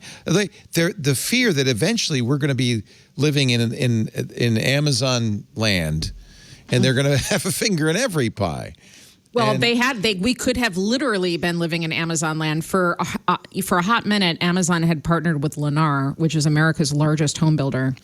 Oh, that's right. And they were building Echo houses. Yeah. Right. So they were building houses that were outfitted completely with Amazon products and came with on-site tech support. And if you wanted such an Amazon smart home, completely outfitted with all of these different products and a smart home system that to some degree was interoperable, you could actually go to Amazon.com and look for one of those houses. So for a while they had a partnership with Sotheby's, some of the big realtors. Right. And it was called Turnkey. And you went to that page, you typed in wherever you were looking, and it would spit out, it would automatically connect you with a retailer who could sell you an Amazon home. So the thing to me, I actually went with all of this to the Fed, and I said, we work with the Federal Reserve sometimes, and I said, listen, I don't think Amazon's permanently in the housing business. However, what does it mean that theoretically a third party could have better and more real time, like the real time piece of this is key, real time, accurate housing market data than you, right? The government. And they could potentially correlate those data points with like, where are people shopping? In what neighborhood? How much people, are you eating microwave popcorn? And once it got delivered to your house on a Tuesday in the middle of the afternoon, are you using your spoken interface, your Alexa-powered $59 Amazon Basics microwave, to pop the popcorn. Your entire life becomes this one enormous data stream. And if you go to throw away the empty bag, there's a little scanner attachment. This exists, by the way. That's Alexa powered, that you can clip onto your garbage can and scan everything you throw away. Yes. It goes back to Amazon. It'll reorder for you. Yes. I mean, suddenly this gives They have a real-time fridge they're coming out to that will do the same thing. Right. So this is like but from a data perspective, this is what's important. This gives a window into real-time consumption, real-time retail, real-time housing, unlike anything we've ever seen before. And the main collectors of those data typically are, government entities who are always 18 to 24 months behind. That's why they have to issue corrections. You can buy a house in Playa del Carmen, Mexico, through an app. By the way, Jeff Bezos, major investor, called La House. And in fact, the only reason I know this is that this week they announced they're going to accept Bitcoin to buy houses in Mexico through this app. So, wow. Again, something tentacles in every to me pie, is it's a line I think by Ben Thompson. He'd written this in one of his things for Stratechery, however you pronounce it, is that Amazon's goal is to take a cut of all economic activity. Yes. Which, a little bit out there as far as statements go, but I think that it kind of speaks to the way the company maybe sees the world, is that ostensibly they're customer obsessed. They want to be able to make everything that you, their customer, does better in some way, or provide a solution that would be useful to you in the most generous sense of the word. But what that means is that they want to be a part of every single aspect of your life and collecting data on all of that so that they can turn that into more money. Yeah. It's not a bad business model. I mean, it is a business model. It's a business model. I can see why people would be nervous about that. And in a way, it's a mark of respect to Jeff Bezos, because you kind of assume he is going to execute on this plan and might even succeed. Well, I think the key is it's all about these pockets of learning. To me, is it plausible that at some point Amazon might launch its own housing-related something? Absolutely. Maybe they're not going to be constructing and selling smart homes anymore, but maybe they're going to create a affordable housing option that's subsidized as long as you're using all Amazon products and you open up a pipeline for your data. I was in a meeting. I guess I was in a meeting with, this was WEF a couple years ago. The partnership with Lennar had just ended, and the head of that organization and I were in this small meeting room together. And he wasn't the head. He was somebody who was higher up at Lennar. And he was kind of disparaging the partnership and, it didn't work out. Oh, this was, silly to begin with. And I'm like, dude, you're totally missing the point. This was never intended to be a long-term deal. This was an experiment where you were the guinea pig on this one. Yes. Right? Yes. And so. Well, it didn't work out when that big shark ate us. Yeah. Didn't work out. We're inside. We're business. like inside of Moby Dick now. It wasn't a good business. What is this thing? The shark goes, who? I'm having a hard time reading inside this shark's stomach. Yeah. It's so easy to have apocalyptic visions of the future. Life has always been like this, I suppose, and up and down, and people who are in the middle of it, kind of at simultaneously unaware of it and terrified about the future. But I do wonder what this newly empowered workforce versus a dysfunctional government versus technocrats who want to run it all. How is this going to shake out? Maybe we'll just bounce along and, democracy will continue and we'll kind of muddle our way through, or maybe not. And I just really wonder, and I suppose it's not really the portfolio of this show to figure that out. But since I have Amy Webb and Paris Martineau here, I think it's a worthwhile question. One thing I'm incredibly interested in, which is obviously a question we could never answer, but what would this Great Resignation look like if people in the U.S. had health care that wasn't tied to their employers? Be very different. I know anecdotally a lot of people who would have quit their jobs over the last year if they weren't going to lose health care. Yeah. And I think that the fact that we're seeing this much of a kind of, even with a bubble that.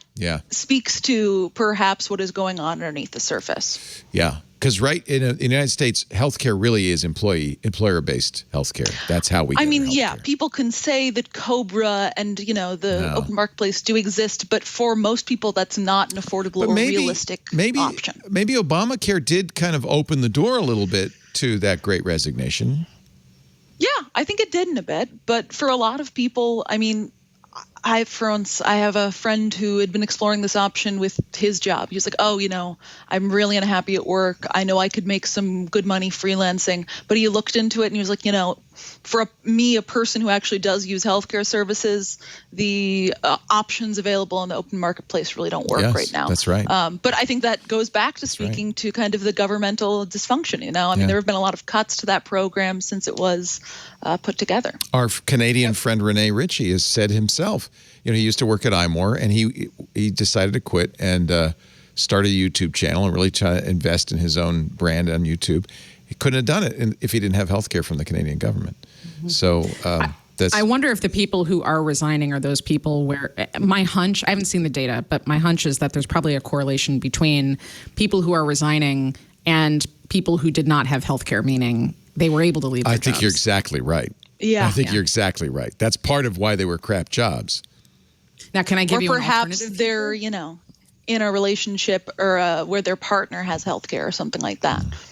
Yeah, that'd actually be a pretty interesting, again, like if any of you are interested in digging deep, that'd be interesting to see if the number of marriages went up over the past 2 years. I think the number of divorces has gone up dramatically because of COVID. Right. I may be wrong on that. May that just be anecdotal, but that would be like another cool data project. Yeah. I wonder if the number of marriages in certain markets has gone up because of insurance. But can I give you an alternative future? Yes. Picture a future in which you have a whole bunch of IPv6 connected products all over your house, because most of the electronics we buy now, my coffee machine requires an internet connection, right? Everything's increasingly requires internet connections. And you can use a system like Boink. I don't know if you ever used this. Leo might have, in the 90s, you could donate your unused compute to Berkeley. Yeah. I used to donate. I say donate. My parents say use a different word because back then we were still paying time-based internet connections. So it was no donating. It was just using a lot more connectivity on their dollar. But you could donate it for whatever. You were doing protein folding or you were doing a search for I was doing SETI. You were doing SETI, yeah. So now there's a network called Golem Network. There's others. That is not a propitious name. Boink and Golem are really great names. Yeah, well, So that's kind of like an Airbnb for your phone. So I used to donate the unused compute. This is where you get remunerated, but at the moment it's just in crypto and very few people can use it. But I could imagine several years from now. Is this Golem? Golem. I don't know. Golem is the creature in Lord of the Rings. Yeah. Golem is the mud creature in Yiddish mythology. I think that's more what they're thinking. I think they're both bad either way. It was not the wisest choice for a company. But it was available. Golem was available, so that's good. Yeah. But anyhow, it's I could imagine a future. Right now, it just works on a mobile device, or a computer, I guess. But I could imagine a future in which I rent out all of the compute for my coffee machine, my refrigerator, everything, right? And they're all working for me. I'm potentially working 30 jobs at once. And maybe I'm earning some small amount per device. So I could Stacey imagine Higginbotham does that with her router. Yeah. And it's some sort of cryptocurrency. Right. She's getting. Golem sounds really interesting. It is pretty cool. The sentence, I don't know what it means, but Golem Network is an accessible, reliable, open access, and censorship-resistant protocol democratizing access to digital resources and connecting users through a flexible open-source platform. It sounds like the Bitcoin of connectivity. It is. It's pretty cool, right? So now here's where it gets, but my dad couldn't use that. So here's where I think this becomes interesting, a plausible alternative future for the everyday person. If somebody built some type of interface, right, that would allow me to connect everything, and then I could get crypto in a way that I could actually use it. You get paid in GLM, which is, I guess, Golem bucks. Right now, it's not super useful, but I could imagine a future in which the same structures are in place and the same beneficiaries are there, but there's a middleware layer to make this accessible. Like if I was an ISP, they would never do this, but I would totally do this. If I was an ISP, this is like they're getting squeezed because their profit margins are crappy. Like this is a way for them to actually build a meaningful system, and they can scrape some percent, 2%, 3% off by creating the middleware, and then everyday people. It's in a way, it's almost a way of reimagining a UBI, universal basic income. Yeah.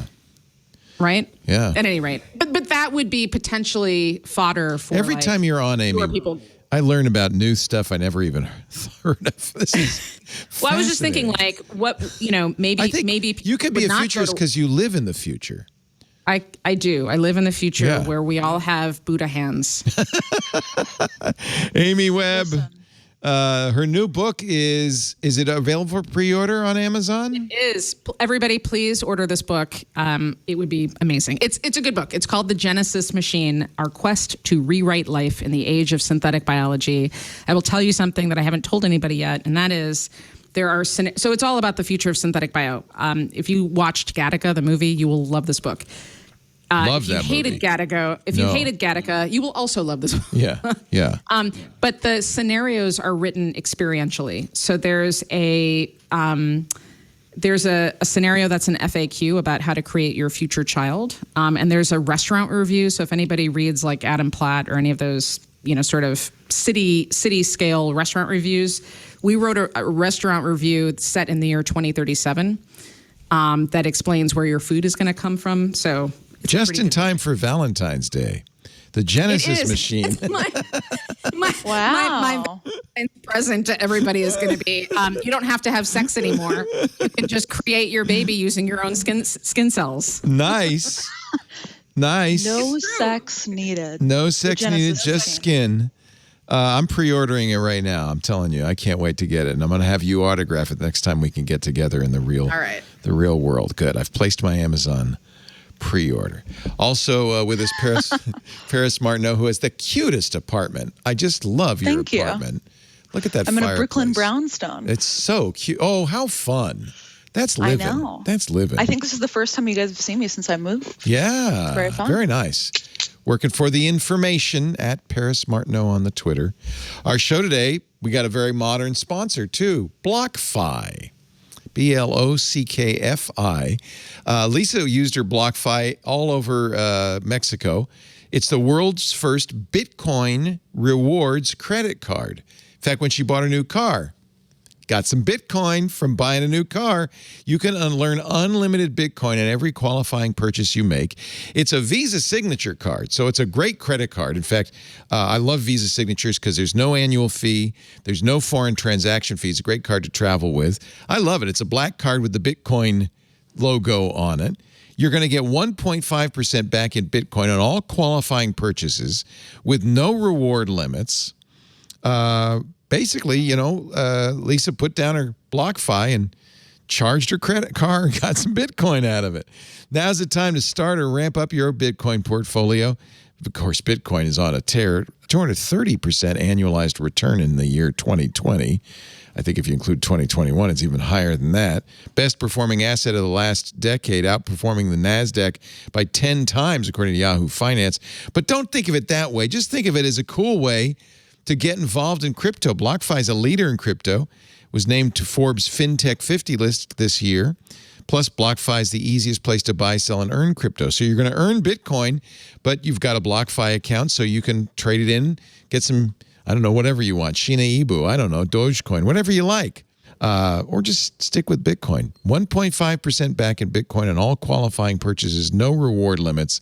And right now, because you're listening, you can get a bonus of $25 in crypto after you make your first purchase with the credit card. Sign up right now. BlockFi, BLOCKFI.com/twit. $25 bonus in crypto deposited right in your account after you make your first purchase, but you got to use our address, BlockFi.com/twit. Start earning Bitcoin back on all your qualifying purchases today.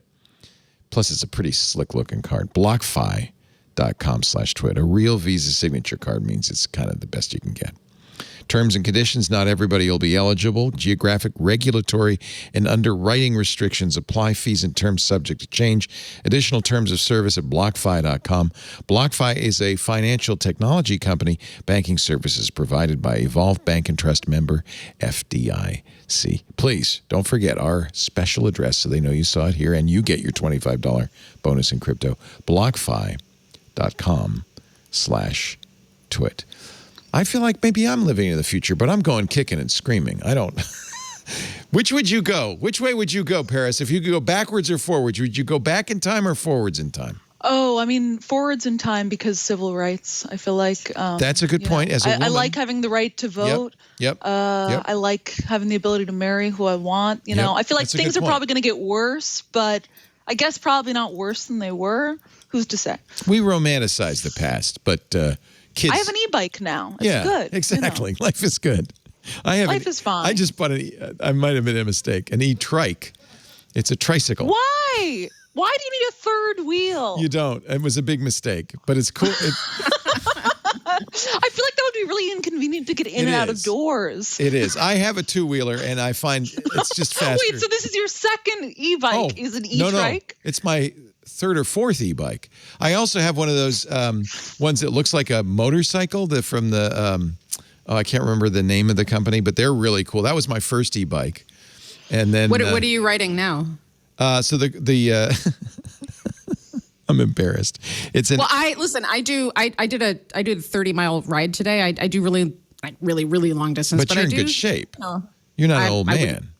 I wouldn't say that, but I will tell you a funny story about an e-bike. So I ride usually on the weekends. We do really long cross-state rides, and I thought I was going at a pretty good clip, and I got smoked by this guy who looked pretty old. Who's on this, and it was the end of a really hard climb, and I was like, "What the hell?" Like love e-bikes. E-bike, a secret e-bike. He was on it. He was on a secret e-bike.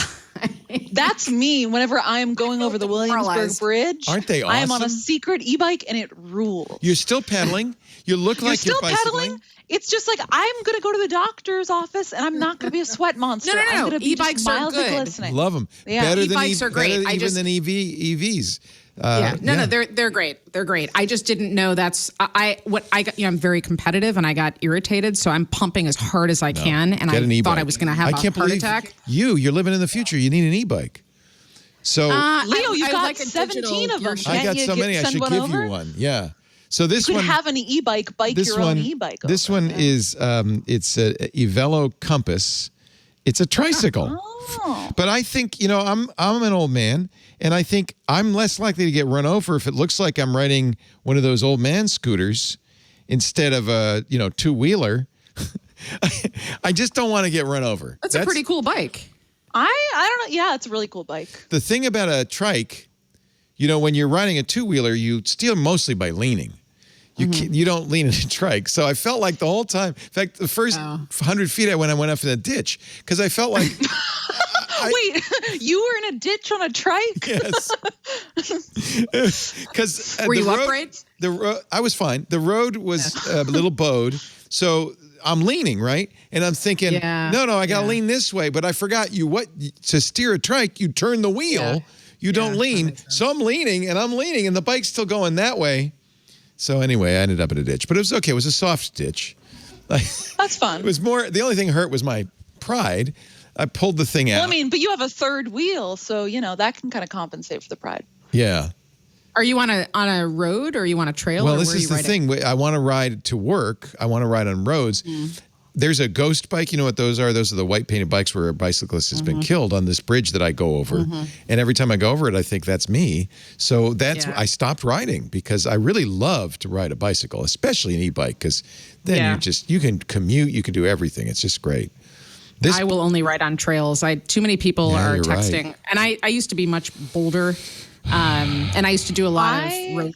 I used to ride in San Francisco. I used to ride all the way out from the avenues to downtown. I bike to work at least once a week, generally, on an e-bike here from Brooklyn to Manhattan. And I only really do that because I've been able to find a path that has good bike infrastructure. So there's really only maybe one or two streets where I'm sharing the lane with cars. which I think is the only way. What magical roads are these? Yeah. Where can I find those? There's, like alongside where like the Wegmans is in Brooklyn, there's like if you look, I do a lot of research to make sure that I have bike paths that are offset from the road because cars terrify me. And I mean, it's too bad because I would really love to. This is the other bike I have, the Rad Power bike, which is just a regular two-wheeler. They're really they're relatively inexpensive for e-bikes. Are expensive because of batteries. Got my e-bike. It's been about a year now, and I would really recommend to anybody thinking about getting an e-bike. It's Wing Bikes, which is a shop-based. This is not the first time I've talked about it in this show. Yeah, a shop based in New York, but they sell all over. They're really inexpensive cool looking. and very cool looking.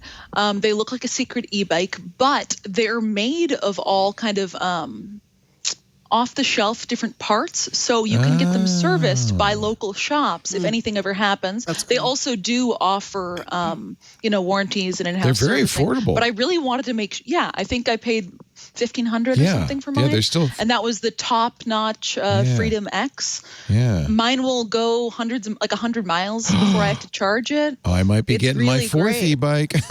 Yeah, I love that it has I would get the fat tire head and a tail light built in, as well as like a little screen built in that'll show you your remaining mileage, how fast you're going. That's nice. It's really good. That's why I got the trike, because I thought I could have like signs on it saying "Don't It's like hit me." 35 pounds. It's a bit heavy, but I carry it up my second flight of stairs. Wow. You could the thing I like about this is you can remove the battery. So I'm currently in a brownstone, but in my last apartment, we had like a basement, so I could just lock my bike up there and then just take the battery out, carry it upstairs to charge it. Oh, that's nice. Yeah. Oh, this is nice. Wingbikes.com. I'm your wing, very nice. man. Get it? They're really beautiful. I've never gotten more compliments on a bike. It's a cool looking bike for sure. It is. It's really cool. I like that. It's also got like you can like lock it. It has like an alarm, so if anybody touches it, it'll freak out. You need that in New York. Very fun. It's got Sentry mode. It does have Sentry mode. Tesla. Yeah. All right. Well, I live in the country, so I'm riding a trike. So I think your coworkers are obligated to give you a noogie if they see you come into the office on a trike. I don't think I can get it in the door. That's the only thing I realize. I don't think you could. What am I going to do? I get here and I'm going to have to leave it out front. I don't. Oh. I mean, no one's going to steal it, I think. Yeah, probably safe in that regard. Oops, FBI got hacked. This is not. Hate to see it. Hate to see that happen. This is the article from Brian Krebs. Hoax email blast abused poor coding in FBI website. The FBI has a number of email servers. This is the so-called LEAP, L-E-E-P server that's used for public emails. It's the Law Enforcement Enterprise Portal. The Bureau describes it as a gateway providing law enforcement agencies, intelligence groups, and criminal justice entities access to beneficial resources. In this case, maybe not so beneficial because it was hacked, wasn't that well secured. There is, by the way, there are other servers the FBI uses internally for, stuff they want to keep secure. So doesn't excuse it, but this was the public portal. This is I saw this on Twitter, a tweet from Spam House, which is a spam monitoring system. This is the email that went out from FBI.gov. Our intelligence monitoring indicates exfiltration of several of your virtualized clusters. I love the use, by the way, of buzzwords in this. In a sophisticated chain attack, we tried to black hole the transit nodes used by this advanced persistent threat actor. However, there is a huge chance he will modify his attack with fast flux technologies, which he proxies through multiple global accelerators. Oh, then the payload on this email, because it isn't a phishing scam. It doesn't have any attachments, but this is the payload. We identified the threat actor to be Vinny Troya, who is actually a real person. He's a security researcher, whom is believed. Now, I have to ask you, writers, I think this is a misuse of the objective. Whom is believed to be affiliated with the extortion gang, the Dark Overlord. So maybe there's one little grammatical error that might make you suspect this. Actually, the name Vinny Troya is what made me suspect it. This is an FBI bulletin warning you about Vinny. We highly recommend you to check your systems and IDS monitoring. Beware, this threat actor is currently working under inspection of the NCCIC. As we are dependent on some of his intelligence research, we cannot interfere physically within 4 hours, which could be enough time to cause severe damage to your infrastructure. In other words, he's one of our informants. I love that the email ends with "stay safe." Stay safe. Signed. I think that is the funniest part. Stay safe. Stay safe out there. U.S. Department of Homeland Security Cyber Threat Detection and Analysis Network Analysis Group. It's obviously more of a prank than it is anything else. I think as far as prank emails go, that's a fine one, If I were Vinny, I'd be pretty, happy. It's like, wow, they took Can I ask a question though? Yeah. Why, if normal protocol is to send an email, it's the year 2021. Why is the FBI sending? Sign it. Why is that the process? I know. That makes no sense to me. Well, I don't know if it is the process. It was the process for the guys who hacked the Leap portal. But it went out to people. Oh, right? yeah. I mean, and people thought it was legitimate enough because of the spoofed URL. Yeah. So I guess my question is, what? Like, how could that happen? Is the Kind of FBI thing, really communicating regularly by email? I think do so. they really say "stay safe" at the end? They might. I bet they do. Wow. Wasn't that how Hill Street Blues always ended the briefings? Stay safe out there. Didn't they say that? I think they did. So maybe that's law enforcement lingo for, stay safe. This They end every email with just a firm salute. This is a part of the problem actually with email is it is hideously insecure. It's easy to spoof any sending address. In this case was not. If you looked at the headers, you'd see it was actually coming from the Leap server. But do you still use Keybase, Amy? Me? Yeah. Yeah.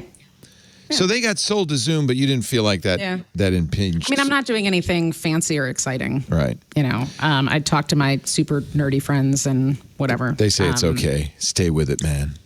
I mean, honestly, if I'm trying to do anything important, I'm doing it in person.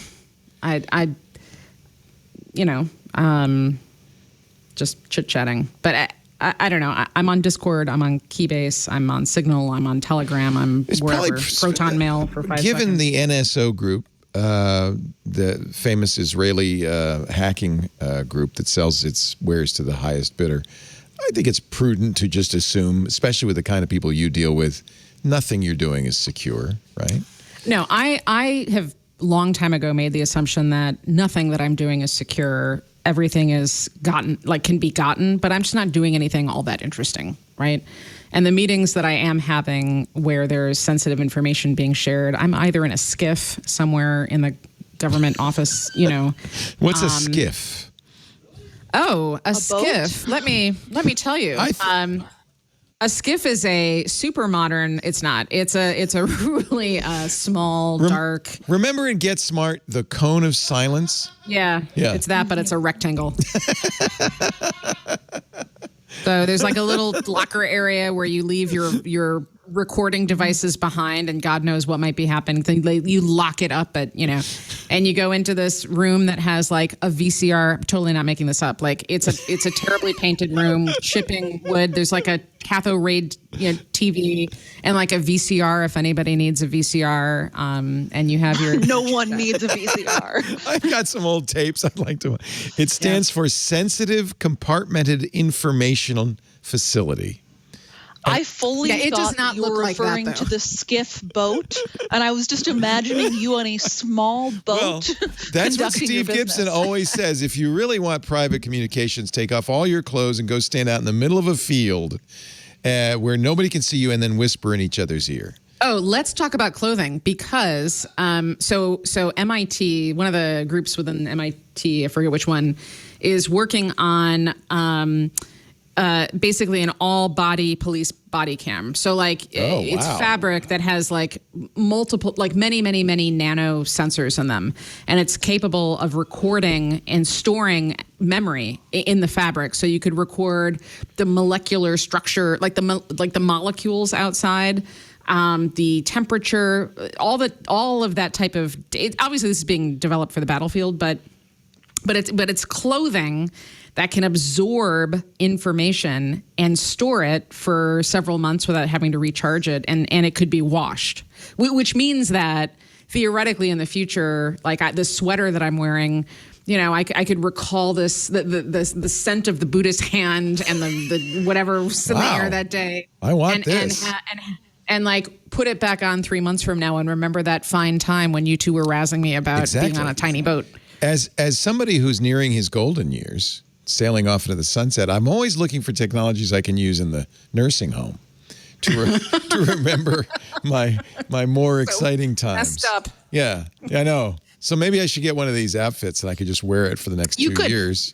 The other thing is, like, it means that our memories are potentially more shareable and editable. Like, I remember Knives Out, the movie that made Chris, what's his face's sweater famous. The sweater, it was right? a good sweater. Wait a minute, I don't remember a sweater movie. from Knives Out. I loved Knives Out. Oh, that come was, on! Oh, come on, Leo. That was like the whole thing. The sweater was the film. What? The Chris Evans the ratty sweater. Chris Evans and the ratty sweater is like. I apparently missed the entire point of the movie. I thought it was a murder mystery. No. It was. Daniel Craig has that accent so that, he talks like he's from New Orleans in a very broad accent that I don't think any human alive has ever actually had. But it didn't matter because the star of that movie was the sweater. Apparently, according to the New Yorker, absolutely. The Curious Case of Chris Evans' sweater. But the thing is, I've had that sweater. Okay, but Leo, I love you. But I have. But imagine that sweater. Imagine if I could go into a store or something. I could purchase the Chris Evans sweater with the memory that Chris Evans might have created on that day. Wouldn't that be awesome? The way that things smelled. Right, that's what I'm saying. How blue sky is this? I mean, no, seriously, how blue? I mean, that's crazy. You can't do that. It's somewhat crazy. It's not that crazy. I'll see if I can find a link. But this is already in. So not for a sweater. So there's some sort of sensors that can. It can't record your feelings. You could record maybe smells. No, but you could record the things that cause the feelings, and for many of us, smell is a trigger. Oh, it's a big one. Right? But we don't yet have. We have ways of recording. We don't yet have ways of reproducing it effectively. No, but I mean, if you can, we have a projector, right? You can take a video of something, stick it into a projector, and show other people. I think this is another way of sensing. You need a smell projector. Well, yeah, I mean, it's another way of sensing, not tomorrow, but this is one of these technology developed for the battlefield tends to, at some point, oftentimes make its way into the commercial sector, the GPS, right? Or the internet, which was originally academic, but for these research, now we've got the commercial internet. So, how did I miss the Chris Evans sweater meme? I think you were too focused on your own sweater. Irish retailer Blarney Woolen Mills, which has been peddling traditional Celtic knitwear since 1823. I love the idea of peddling sweaters. Has seen a 150% increase in sales of its $105 Blasket honeycomb stitch Aran sweater since the film's debut. Here, I've got the opposite of the recording sweater. I in the last couple months bought a sweater to forget. A hoodie from Adversarial Fashion that is essentially, I wear it when I'm out biking, and it has like a lot of kind of designs and graphics on it that will trick automatic license plate readers into injecting junk data into their systems. I need that. It's very good. I'd highly recommend it. I need that. Cool. I think we've proven that now there is conclusively a difference between men and women. I saw Knives Out. I saw a mystery movie. You guys saw it. You saw a sweater. I mean, we saw more than We're the just sweater. seeing reality. I gotta ask my I mean, wife. Knives Out, phenomenal film. That Great sweater movie. also took the cake. Okay. Great movie. It's, it's hard to, It was a it was great movie. distracting. The sweater was distracting. And, I've owned sweaters like this my whole life. So maybe that's why I didn't notice it. In fact, I'm going to start wearing these to work from now on. Well, It matches your programmable trike. fabric. The New Yorker says any bulky garment, the tint of Taleggio cheese would suffice. Okay, fine. Let's move on. Interpol has made a big arrest. The Revival ransomware really was, the ransomware gang has been a big problem. Their Sodono Kibi ransomware and Gand Crab ransomware was being sold as a service. So affiliates could come, they could sign up, and they could use it. They'd share a little bit of their ill-gotten gains with the Revival gang. And it made it possible for even people with very few skills to become ransomware billionaires. We got him. Not only did we get, we got him. Not only we did apparently get the guy, who, at least according to American and European officials, the guy who was one of the chief operators of the Revival gang. He had disappeared briefly, shut everything down, then came back and then disappeared again after his Onion site got hacked. A Russian national and a Ukrainian national were arrested for conducting these attacks.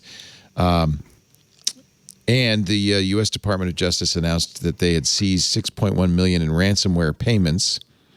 The 22-year-old was charged on August 11th in a now unsealed indictment with 11 felony counts, including conspiracy to commit fraud and commit money laundering and intentional damage on a protected computer. Remember, the big attack was the Kaseya attack. Kaseya was software widely used by small IT people, MSPs, and it was the gateway to get into their clients' computers and ransomware there.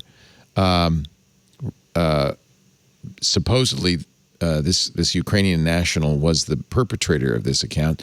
A Russian national, 20 years old, charged with 14 similar felony accounts, is still at large. And then 7 other affiliates have been arrested by Europol. So I think this is a terrible picture, but here's a picture of the backs of the police officers. Wow, I'm really glad that we have this inside look into what's going on. Yeah. Looks like one of them's got a purse. I don't know what's going on, but one of them's wearing They've got very nice balaclava. team jackets. Yeah, and the team jackets are excellent. And is this guy kind of trying to run out the window? I don't know what's going on, but it's a terrible picture. But that's what we've got. I think that this story shows that 20-somethings can accomplish anything. Anything. Even, the world is your oyster. They're not resigning. It's true. They're not quitting. No, they're getting down to work. Anyway, I hope this is the end of Revival.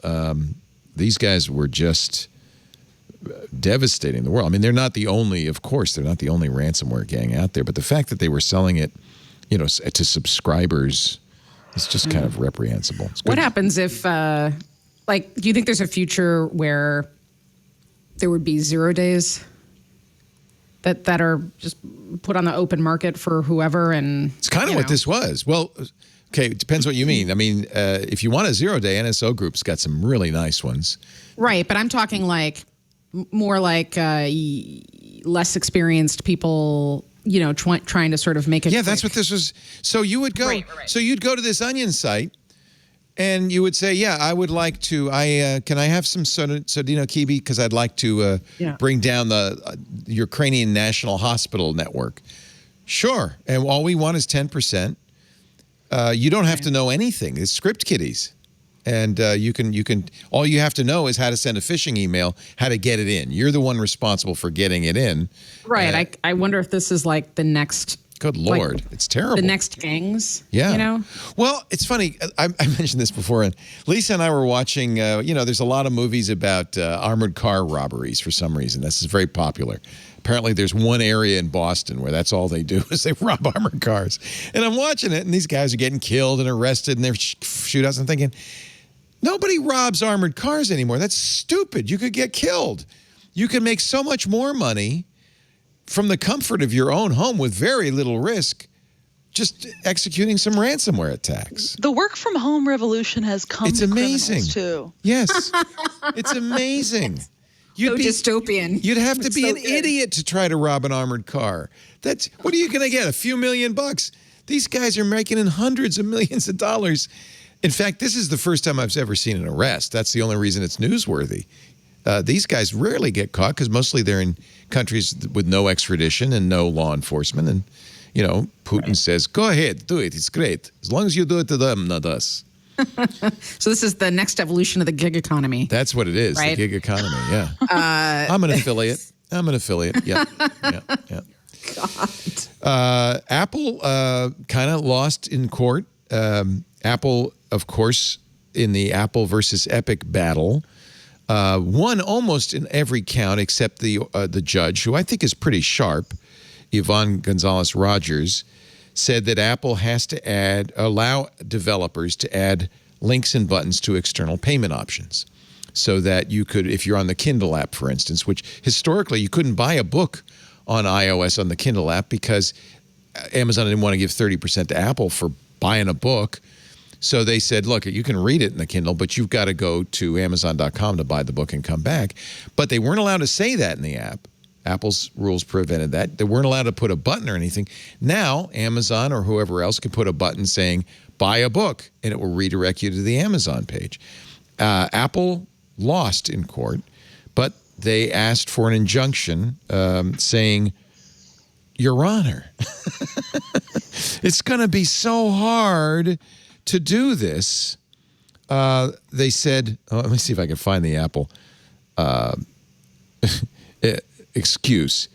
We believe, says Apple, if these changes if we're forced to implement them, will upset the platform, it'll harm consumers, it'll harm developers. That is a fact. It's going to happen, Your Honor. Epic's attorney said Apple will do nothing unless it's forced to do so. Well, the judge has forced them to do so. The judge kind of saw through their request. You haven't asked for additional time, she said. You've asked for an injunction, which would effectively take years. You asked for an across-the-board stay, which could take 3, 4, 5 years. No, you got to do it, and you got to do it by December 9th. So for the first time ever, Apple is going to have to put a link, actually, they don't have to do anything. That's the other irony of this. This is nothing on Apple. They just have to allow it. But Leo, won't you think of the poor big company that is Apple? What are they going to do if they allow people to put links in their apps? Oh my God! Think of the children. This is what. Can I offer Think a of different Tim- perspective? Think of poor Tim Cook's nephew. Apple. Hold on, just one more thing because I got to read this. This is from Apple attorney Mark Perry. Now you really got to imagine. I don't know. This is a Saturday Night Live character. Maybe he's the guy with the moist lip and the cigarette, Martin Short. This will be the first time Apple has ever allowed live links in an app for digital content.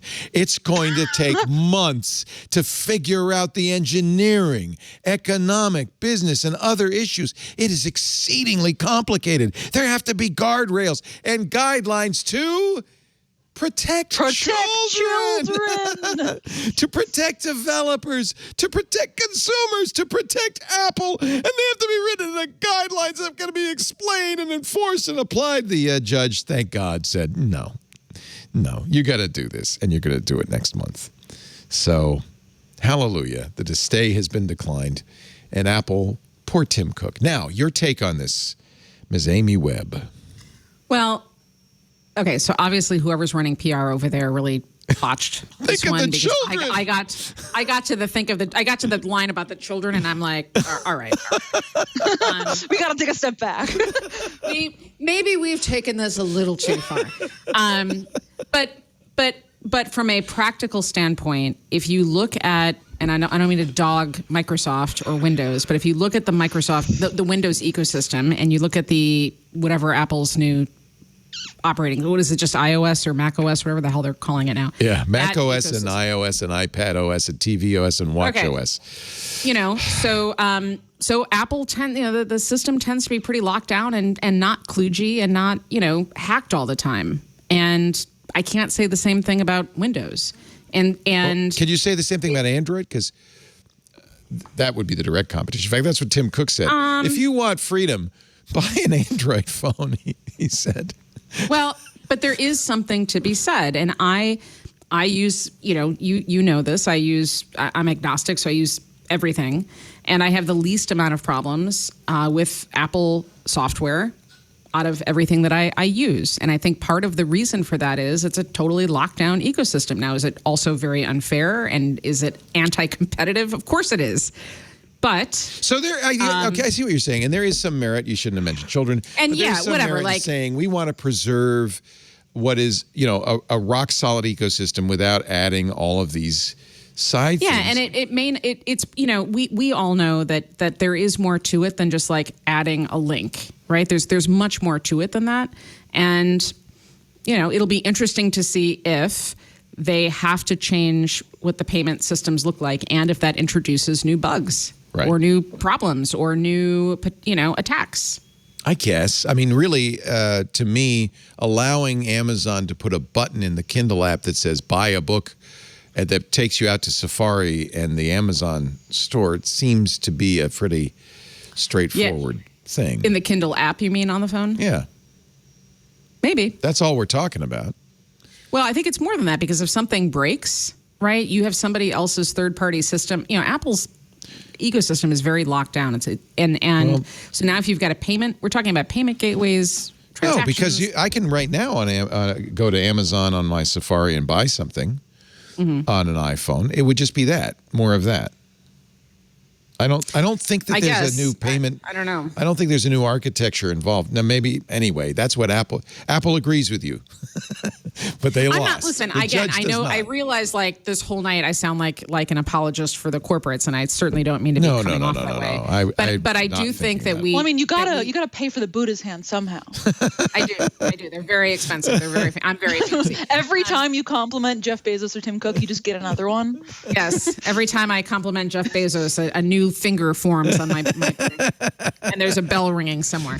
An angel think gets that its wings. An angel gets its smelly wings. Yes. I think we tend to be reductive, and everybody, there are some vulnerabilities in terms of PR that all of these companies have, and I guess I'm just trying to make the point that I think that there's more nuance here than All right. You're right. If you're a pundit, though, like somebody like I'm not, me, and I don't for listen. nuance. I'm not looking for I don't nuance work with any here. of the companies. I'm not working with any of these companies. I'm just trying to get people upset. You understand? It's just link. We're trying to get clicks. Just trying to get we some gotta get clicks hot here. takes. Just some hot takes. That's all I'm asking. We just want our ad dollars here. Let's take a break, get some ad dollars. We will continue on. Great panel. I love Amy Webb and Paris Come back Martineau. after the ad for more hot takes. More hot takes coming up. Don't go away. Actually, before we do a hot take or an ad, let's take a look at some of the things that happened this week on Twit. What does SE stand for? Nothing? Nothing. They claim nothing. Nothing. They claim So it doesn't stand for anything. Microsoft announced yet another version of Windows. How is it different from... Right. It has new. I got this one. It has a different wallpaper, Go Leo. Excellent. It does. A very pretty bloom with many colors. Okay. Previously on Twit. This week in Google. But you remember, Jeff, that I was inveighing for a long time against AMP. Now I think we're starting to learn where that AMP may not have been the innocent improvement on web technologies that we were told. iOS Today. Coming up on iOS Today, Rosemary Orchard and I show you how to use family sharing and set up devices for the family. Security Now. Last Tuesday through Thursday was the largest ever 3-day fall 2021 pwn to own. It's hard to beat an exploit that turns a printer into a jukebox and plays AC/DC. That's a little, it is, it's AC/DC coming out of a printer. Twit. Some assembly required. We eventually They missed a bet. They really should have played Rick Astley. Never gonna give you. Yeah, you're right. we figured out finally. It's hard to tell from that printer, but it was thunderstruck by Is it AC/DC. every time somebody prints something it plays? Yeah, because there's no speaker on that printer. It's getting the toner printhead to resonate in such a way it sounds like music. That's amazing. That's a hack. crazy. That's a hack. That is a hack. I think they got like $100,000 for it because pwn to own is a pretty rich competition. Our show today brought to you by Mint Mobile. I'm a big fan. I have my Mint Mobile phone in the other room. I just mind-blowing that I'm getting unlimited talk and text plus data on the nation's largest 5G network for $15 a month. That is like a quarter of what I'm paying for pretty much the same thing from one of the big telco providers. I have to say, after years of getting ripped off by big wireless providers with their fine print contracts, if I've learned anything, it's always, there's a catch. There's a catch in here somewhere. So I wouldn't blame you if you heard me say Mint Mobile premium wireless service, $15 a month, if you thought, what's the catch? But I got to say, I've been using it for more than a year now. There isn't a catch. Mint Mobile's secret sauce is they're the first company to sell wireless service online only. They save a lot of money by cutting out the retail stores, a lot of overhead, and that means they can pass those savings on to you. And I got to say, there's nothing like Mint Mobile. If you're looking for extra savings, you get premium wireless starting at $15 a month. That's for 4 gigs a month. Most of us, certainly for me, that's plenty. But you can buy more. They even have an unlimited data plan for $30 a month. That's still a third what I'm paying T-Mobile. And it's even less, a smaller fraction of what I'm paying Verizon. All plans come with unlimited talk, text, high-speed data delivered on the nation's largest 5G network. It's T-Mobile. So if you get good T-Mobile coverage where you are, Mint Mobile will be just the same. It'll be awesome. You can bring your phone if you want. They'll send you a SIM. They don't charge you for the SIM. If you want to port your number over, keep the same number, no problem. And of course, if you're not 100% satisfied, Mint Mobile has you covered, a 7-day money-back guarantee, so there's no risk at all. This is the Ryan Reynolds phone company. This is the one he owns. I saw his movie the other night, Red Notice, on Netflix. They managed to get a plug-in for Aviator Gin, his gin company. I'm just waiting for a Mint Mobile plug. Maybe I missed it, but I didn't see a Mint Mobile plug in the movie. I'll give you the plug right now. I use it. It's great. In fact, I got a iPhone SE from them for $15. So for a total of $30 a month, brand new phone, great phone service. That's amazing. To get your new wireless plan, starting at $15 a month and get the plan shipped to your door for free, mintmobile.com/twit. Minty fresh, MINT mobile.com/twit. Man, a premium wireless at $15 a month. I don't know why you would go with anybody else. mintmobile.com/twit. And we thank them so much for supporting This Week in Tech. Thank you for supporting us by using that address. That way they know you saw it here. mintmobile.com/twit. How many phones do you have, Leo? Oh my God, too many.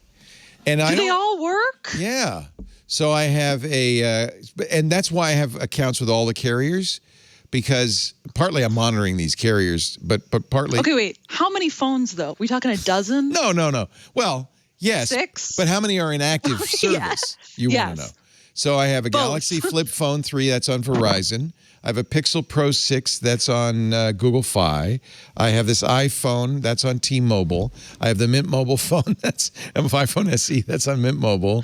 I feel like I'm leaving something out. I think there's. Do you have an AT&T and Verizon phone? Oh, I do have an AT&T phone. Yes. What's your aggregate time spent on customer service? It's got to be None. what? None. I don't 100 call hours a month? No, I just pay them money and I don't question it. So, do you have more phones than e-bikes, or do you have more Yes. e-bikes? No, it's roughly equal. Why? It's my job. It's what you cover Amazon. I cover tech consumer. Having a lot of phones. Having a lot of phones. I need to have. I have a Samsung phone, an Apple phone, and a Google phone. Those are the primary phones, and because I need to answer. Do they questions. each have different phone numbers? Yeah. We need to have an entire segment just on this. I am fascinated. Oh my so God. Wait, have you ever tried leaving one in each room of a house and then running around on the phone with yourself? I Are think they that's really all fun. on your? Are they all on a belt? Yes, I have a Where are utility. they on your person? I have a utility belt, and I don't. Actually, this is where I. Do they have different ringtones? Yes. From a practical Nobody- standpoint, oh, I'm first trying of to all, understand how this works. First of all, nobody calls me, so none of them. Oh, so that's no one tries to get in contact with you. Is that how that none works? of them are phones at all, because I don't make phone calls. I don't receive phone calls. I mean, I could. It's not that I don't have the capability. It's just that I don't want to talk. You to anybody. definitely do. You have the capability to make multiple phone I calls. could talk to 5 different people at the same time, but I don't. And are you using text messaging? I do. Are you on? So Android Messages allows me to use a desktop and have Android Messages on all the phones. So that works out. For a while I was using Hangouts, but Google, thank you, Google, killed that. And then Apple's Messages is kind of a problem because I can only use that on Apple devices. So there's a little, that's a little tough. I think you are in the perfect situation to build your own kind of sock puppet network. You could really build yourself up. You could be one of those, like viral videos where someone walks by with like a wall of like 25 different phones and they're all liking the same Instagram photo. I do have a confession. When Pokemon Go was big, I might have played 5 different accounts at the same time. I might have done that. Well, you're going to get banned from the software. Sometimes you're in a battle. You need more help. You just help yourself. You got 5 phones. That's right. You just help yourself. We could make you chatbots, and the chatbots could sort of like outsource the chat on all the phones, and if they get lonely, they can talk to each other. It was always my goal, actually, because I do coding for fun as a hobby, not for any real reason. And it's always been my goal, like my long-term goal, to build a chat bot for the IRC that because I want to exist after my death. So I think it'd be great if I just live on in the chat room, right? And people might not know. You're forever pick posting. IRC. That's your idea of immortality. Posting. That's is just the future. posting. That's the future. And of all the places, oh Lord. Hey, have you used Copilot on Git? Yeah, I have, and it's dopey. It's terrible. Like 30%. It's like Clippy, right? Which makes sense. So they know 30% of they know that programmers are a lazy bunch, and the reason they know this is because like a lot of code, like even a lot of shipping production code, is just copy and pasted from Stack Exchange. Somebody Googles, how do you do a login in Angular? They find it on Stack Exchange, they copy and they paste it, and they're done. And so Microsoft and GitHub thought, well, what if we had an artificial intelligence technology? Let's call it Clippy. We'll call it Clippy for programmers. They call it this is actually, tongue-in-cheek it feels like, but it's not. Your AI pair programmer. So what you do is, in essence, is say, well, I just want to do this. And then it will find code from GitHub. See, this is part of my problem with this. It just kind of looks through GitHub, finds the code, and pastes it in for you. I think this is read a a bad crazy idea. statistic somewhere. It was like 30% of all code now on Git was written by Copilot. That makes sense. I wouldn't be surprised, and probably a lot of it came from Stack Exchange. Yeah. So yeah, and I love programming, and I love programmers, but I understand you're under a lot of pressure. You gotta deliver, and it's not a great environment. So I don't know. I think it's an interesting idea. I think any serious coder would kind of go, I don't know if I want to use this. This is really about people who just got to get the job done. They got to do it fast. I don't think we can move past the point that your idea of a legacy is to continuously be posting in the Twitch hoping we'd IRC. moved on. I was hoping. I think that we constantly got to return to that. That's so pure. Wouldn't you like it though if you had something that would just write your articles for you? No, because then what would I do with all my time? Well, that's a bridge. What would I do? Life is just constant struggle. I've got to be. I might as well be struggling with this versus I don't know, gardening. That's actually, I'm starting to think.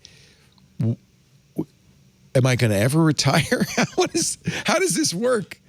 You guys are way too young to even be thinking about that. But I mean, I assume that by the time I get to retirement age, we'll be living in some dystopian future where no one will ever retire. But that's probably that's right. more of an age. It's probably correct. Every time I, get a paycheck and I look and I'm like, all that money going to Social Security, that's not going to exist by the time I'm of retirement age. But I have to tell you, I'll just give you a little hint as an older person. If you're planning on retiring on Social Security, you got a problem anyway. You got a big problem headed right straight at you. Apple has finally caved, speaking of Apple, on this lawsuit by Apple employees who were not getting paid for the hours they spent during security checks, which could go on for half an hour, 45 minutes. The employees, Apple stopped doing this in 2013, but the employees sued, saying the company was violating California law by not paying them for the time it took to check their bags. They would search the employees as they left. Apple has agreed to settle $29.9 million to the employees who were forced to submit to security checks when they left work after. I wonder if this security check process is related to, do you remember, it was like some iconic Gawker story where they found an Apple employee had accidentally left a prototype iPhone at a bar. Oh, yeah. Gizmodo got the phone. They bought it. Yeah, or Gizmodo. They bought it, yeah. Yeah. I think it was more they were worried about, and this is kind of shameful, that employees were stealing stuff from the store, so they were searching them before they left. But why would it take a half hour? I don't understand. Because there's a line. Security. Everybody's clocking out at the same time, and now you got a guy searching each one of you. Each of the 14,683 workers will get $1,286, which is unusual because usually when there's a class action like this, you get a certificate for a bag of chips or something. You don't, but they're going to actually get some real money, which is good. I mean, a similar thing is happening with the. Oh yeah. I mean, buy an iPhone. Yeah. Almost. Facebook, which set up the oversight board, now says we can't keep up. So they want to redo it. Remember, Facebook used this. Are they saying that it needed more oversight? They need some oversight in the oversight board. I think a lot of us thought the oversight board was just an attempt to evade responsibility. Well, we're going to hire some well-known, famous people. That is shocking, Leo. Shocking, I tell you. That I would be so cynical. In a report published this week, Facebook said it's struggling to keep up with the pace of recommendations from the board, and it needs to come up with a better way that doesn't entail writing, dueling, multi-page missives. Basically, they want the oversight board to stop having so much oversight of what they do. Stop telling us what to do. Stop saying so many things. Tell us to do less. We've got to build the metaverse. So it's not a whole lot of the 69 recommendations the board made in 6 months, the last 6 months. Facebook has implemented 12. Another 23 are in progress. The company promised we will implement the recommendations. That's the whole point. Whatever you say, we're going to do it. And of course, among other things, they were ruling on the banning of President Trump and so forth. I actually stopped doing Facebook stories because it's like... You were doing Facebook stories? What were you posting? No. I mean, just talking about it on the shows because it's like, and here's another one. Stories about Facebook. And here's another one. I mean, here's they're everywhere. Yeah. Especially the last couple of weeks. Elon has agreed to sell about $5 billion in Tesla stock. He had a poll. He had a vote on Twitter. Didn't he need to pay taxes or something? Yeah, it turns out, excuse me, Elon, this had been planned for months. The poll was just theater. Okay, I will never say this again, but you got to hand it to Elon Musk on this one. This one time, putting a Twitter poll out there when you already know you're going to sell stock is kind of a great tweet. It's a good post. It's also it's great. It also potentially, I think, is an SEC violation. Oh yeah, I mean everything he does. He is an doesn't SEC care about violation. that. Yeah, he's got plenty of those. He's got those racked up. I mean, if you're going to go the tweet your way into SEC violations route, this is a pretty good tier, post. The tweet, November 6th, Elon said, much is made lately of unrealized gains being a means of tax avoidance. So I propose selling 10% of my Tesla stock. Do you support this? 57.9% yes. He says, I will abide by the results of this poll, whichever ways it goes. Although if it had gone against, by the way, why does Elon have his rocket as his Twitter?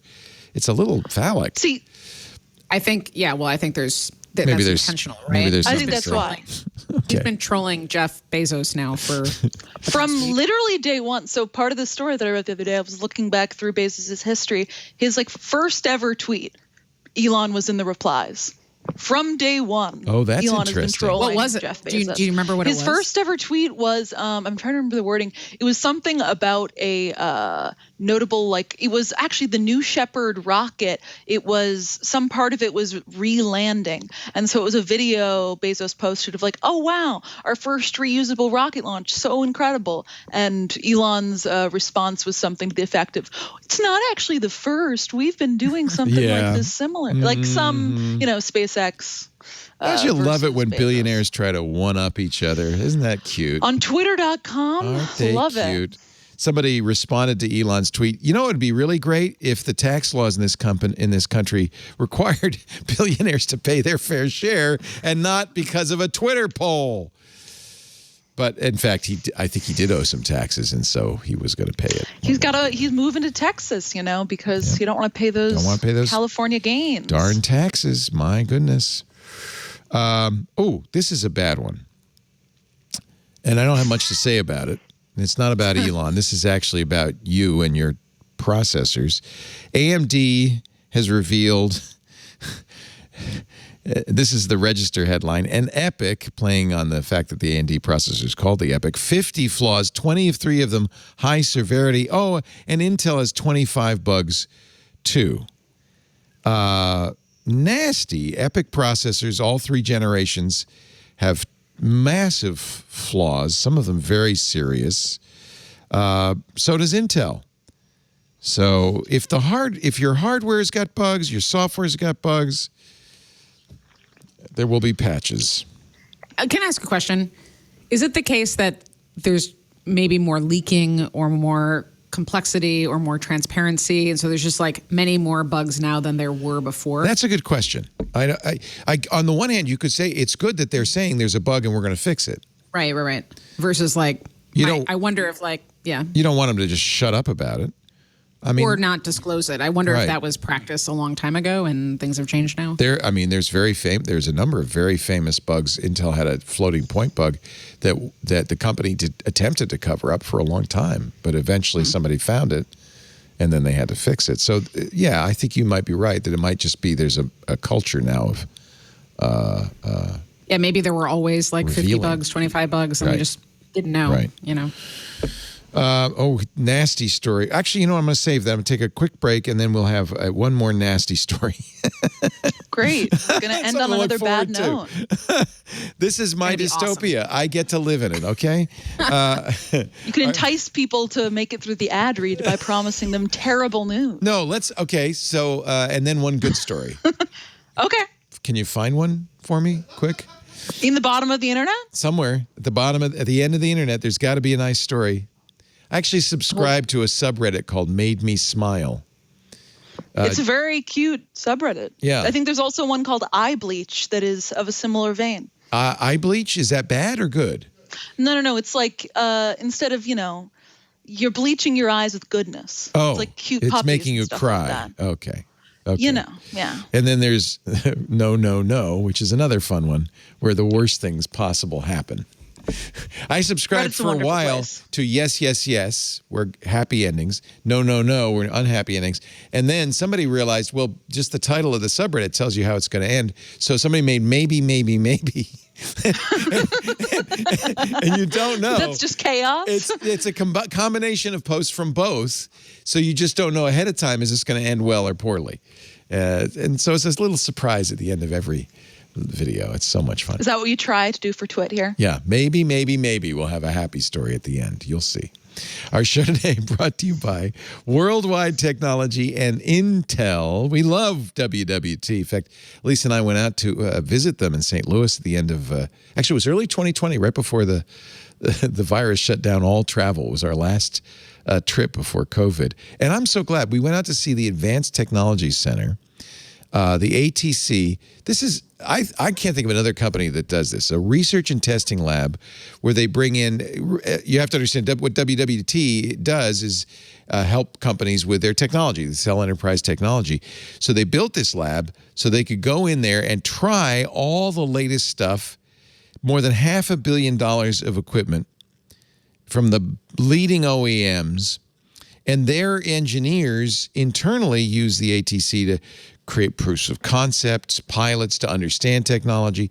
What they've done, though, which is really exciting, is, and they started this last summer, they make the ATC available to anybody who wants access to this. So it gives you a chance to do on-demand labs about all kinds of enterprise technology, including solutions from Intel, like their Xeon scalable processors or Intel's Optane persistent memory or Optane SSDs. But you can do labs in every area of enterprise technology, multi-cloud architecture, security, networking, primary and secondary storage, data analytics and AI, DevOps. This is where WWT really is a trusted partner for their customers. You can go into these labs, test out products and solutions before you go to market. There's technical articles, there's expert insights, there's demonstration videos, there's white papers. Those labs, all the tools to help you keep up with the latest technology. It's a physical lab space in St. Louis, but you don't have to go there. It's now virtual. So if you're a member of the ATC platform, by the way, it's free to join. You can access these resources anywhere in the world, 365 days a year. WWT is the company you need to know about, you need to work with. If you have a business and you use technology, you need a partner like WWT, a partner that understands business, understands strategy, and understands that technology is there only as a means to achieve your business ends. So it's not technology for technology's sake, and that's really what you want in a technology partner. While you're at the ATC platform, check out also WWT's events and communities. They do all sorts of fun stuff. Learn about technology trends, hear the latest research and insights from their experts. It's a great community. Whatever your business need, Worldwide Technology can deliver scalable, tried and tested solutions tailored to your exact needs. WWT, this is what they do. They bring strategy and execution together to make this exciting new world happen. To learn more about WWT, the ATC, to gain access to all those free resources, all you have to do is go to wwt.com/twit, wwt.com/twit. Create an account and you're in, wwt.com/twit. Love these guys. Love the work they're doing to really make a big difference in the world. All right, horrific story.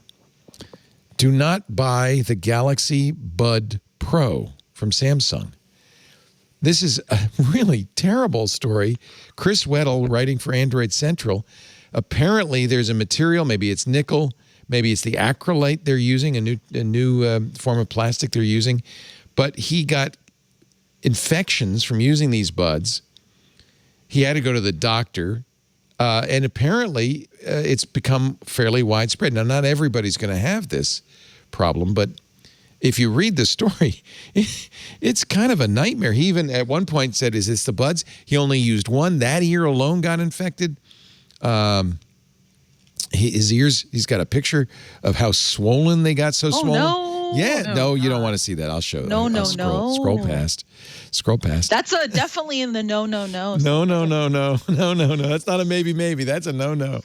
Samsung does say caution if you feel discomfort, stop using it. Yeah, seems like a good idea. Yeah, if the earbud makes your ears swell up, probably don't put it in there. They're not saying publicly yet that this is a problem, but there is a class action lawsuit. Maybe just something you should be aware of. I actually love the Samsung Galaxy Buds, as Chris did, and used them for years without any problem. So did he. But these new buds, he said, be careful. They're bads. They're not good. They're bads, not buds. Yep. This bud is no friend. Bads, not buds. Yes. I was trying to think of tech that we like stick into our orifices, and I guess earbuds. I never thought twice about earbuds, and now all of a sudden it's like electric ew. toothbrushes. Yeah, that's probably the only other one. He says he has always been careful about this. He's never had ear infections before, but he would always wipe them off before using them with alcohol swabs, which I've never done. Yeah, that's way more than me. Yeah, I just stick them in. I think, well, I every once in a while will go and clean my AirPods with a little Q-tip and maybe some alcohol wipes if I'm being very. That's once in a while. Yeah. I mostly use over-the-ear headphones because I feel like in-ear buds hurt my ears after a while, and I'm very concerned about sound and noise levels generally. I feel like I'm going to lose my hearing. I'm constantly worried about it, especially living in New York. I have a little tiny thing of earplugs that I me too. carry on my keychain, and then whenever I'm in the subway, I pop them in. I used to mock people who, would very theatrically put their fingers in the ears when police cars or fire trucks went by. Now I am that guy. I mean, you only got one pair of them, I was, as a kid, I used to love sitting next to the speakers at rock concerts because I loved how it just really, and now I have a continuous ringing, and it'll never go away. No. Yeah. Take care of your ears, kids. You only get one pair. The hottest IPO of the year, perhaps of the last few years. What is going on? Inflation's at 6.9%. People think the economy is tanking, but the stock market is red hot. Rivian went public this week. $80 billion valuation. Backed by Amazon. Yep. Another big Created winner. by an Amazon CEO or exec. Is Rivian a meme stock? Some people think it is, that they're just buying it because it's a meme. I don't know what Rivian is. Can you guys fill me in? Oh, it's the electric truck company. Oh. In fact, wait, that's the biggest IPO? Yeah. Yeah, maybe I'm very confused. Maybe that's why people are confused. It says a pickup truck. It's not a truck for commercial use, although I think they've sold quite a few for commercial use. But it's Ford's doing an electric truck too, but Rivian I think is first to market with it. Amazon has a 20% stake in them, and Rivian has agreed to sell quite a lot of electronic vans and I believe some commercial vehicles to Amazon for powering their delivery infrastructure. Is there like interesting tech? Is it a different type of battery? Yes. Like what? It has a kitchen. Are you serious? Yeah. Let me see if I can find it. So there comes a certain point in the tech news cycle where I'm just like, you could say anything to me, and I'd be like, okay. Probably. Okay. I mean, yeah, all the vans have a kitchen. That makes sense. Well, the idea I don't know, Leo. I think this is the bad news. I think this is the dystopian story. This is the idea is you could live in your truck, I guess. They have a lot of accessories, camper shells and stuff. And on the side here, let me see if I can find a picture of it. On the side of it, you can there's a little slide out kitchen. Let's maybe build a Rivian, and maybe we'll be able to. I've got it up without pressing any buttons to $73,000. If you Google Rivian kitchen, a video comes up. Oh, is there a video if I Google Rivian kitchen? Rivian kitchen, yeah. Okay. I got to tell you, if my choices are this thing or the stupid-looking Cybertruck. Well, the Cybertruck, apparently, I think Elon's having some trouble. Cybertruck has never happened. We all knew that when it was brought out. I think it's not even street legal. It's not street legal. So here's the Rivian kitchen. It slides out of a hole in the side. This is a TechCrunch side of the truck. It's got electric. It's got an induction stove because it's an electric truck, so it's got a big battery. It comes. They have 5 cans of tomatoes. Say that's a lot of beans, or like I'm not sure what they're making. But that's like probably too many beans. Oh, it's so cute. It's got little holders for all the pots and pans and stuff. It's like an airplane. It's got all the airplane. Isn't that great? Cargos. Looks like a Butterpat Industries cast iron there. That's good. So watch. Here's just going to slide out. I actually want this truck because of this. I'm just saying. I feel like the future of cars, I think they're trying to tell us something that. Well, when you we're quit all your gonna be job living in the Great Resignation, Mad at least Max. you can live in your truck. I think that's right. We're going to have to like move out of our homes and live in the desert. I'm living in out a of truck our down by the river. That's exactly right. Truck kitchens. Yep.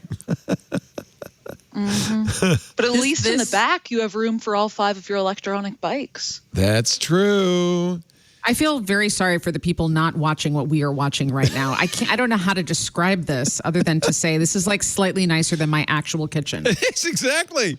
Look at that. This is like that drawer is like organized. There are spatulas. Okay, it's one of those drawers that has like a little component for every piece of it's got like ridges. But which seems good at first, but then I assume most of your stuff probably won't fit in there. I don't know. Okay, now I have a problem, guys. Yeah. Where do we clean? So like this is where this whole thing falls apart for me. There doesn't seem to be a place to clean all of these things. So what do we do when we're done? We like you just smush it all back in there with all the food. all the this beans. is all going to get All the gnarly beans. fast. Right, like you're going to I need guess it's Paris to send outside, you so a you whole could just bunch of have a alcohol wipes. hose. Yeah. You hose it all down. And I don't know. This is starting to seem a little less cool when you start thinking about the like $80 logistics billion. $80 billion. The company netted $12 billion from its stock IPO. Very, very successful. Good for them, I guess. Yeah. I feel like this is just like this is like aren't people like making new ways to deliver vaccines like new like people are delivering blood using drones. I thought this was the happy story, the kitchen truck.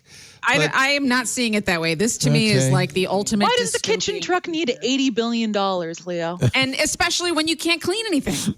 Yeah, there's no sink in the kitchen truck. Come on. How about paying Bitcoin to get into the next movie? AMC Theaters is going to start taking Bitcoin payments. This came out of a tweet also. This was Elon Musk inspired, I believe. I'm sure. So no, also canceled.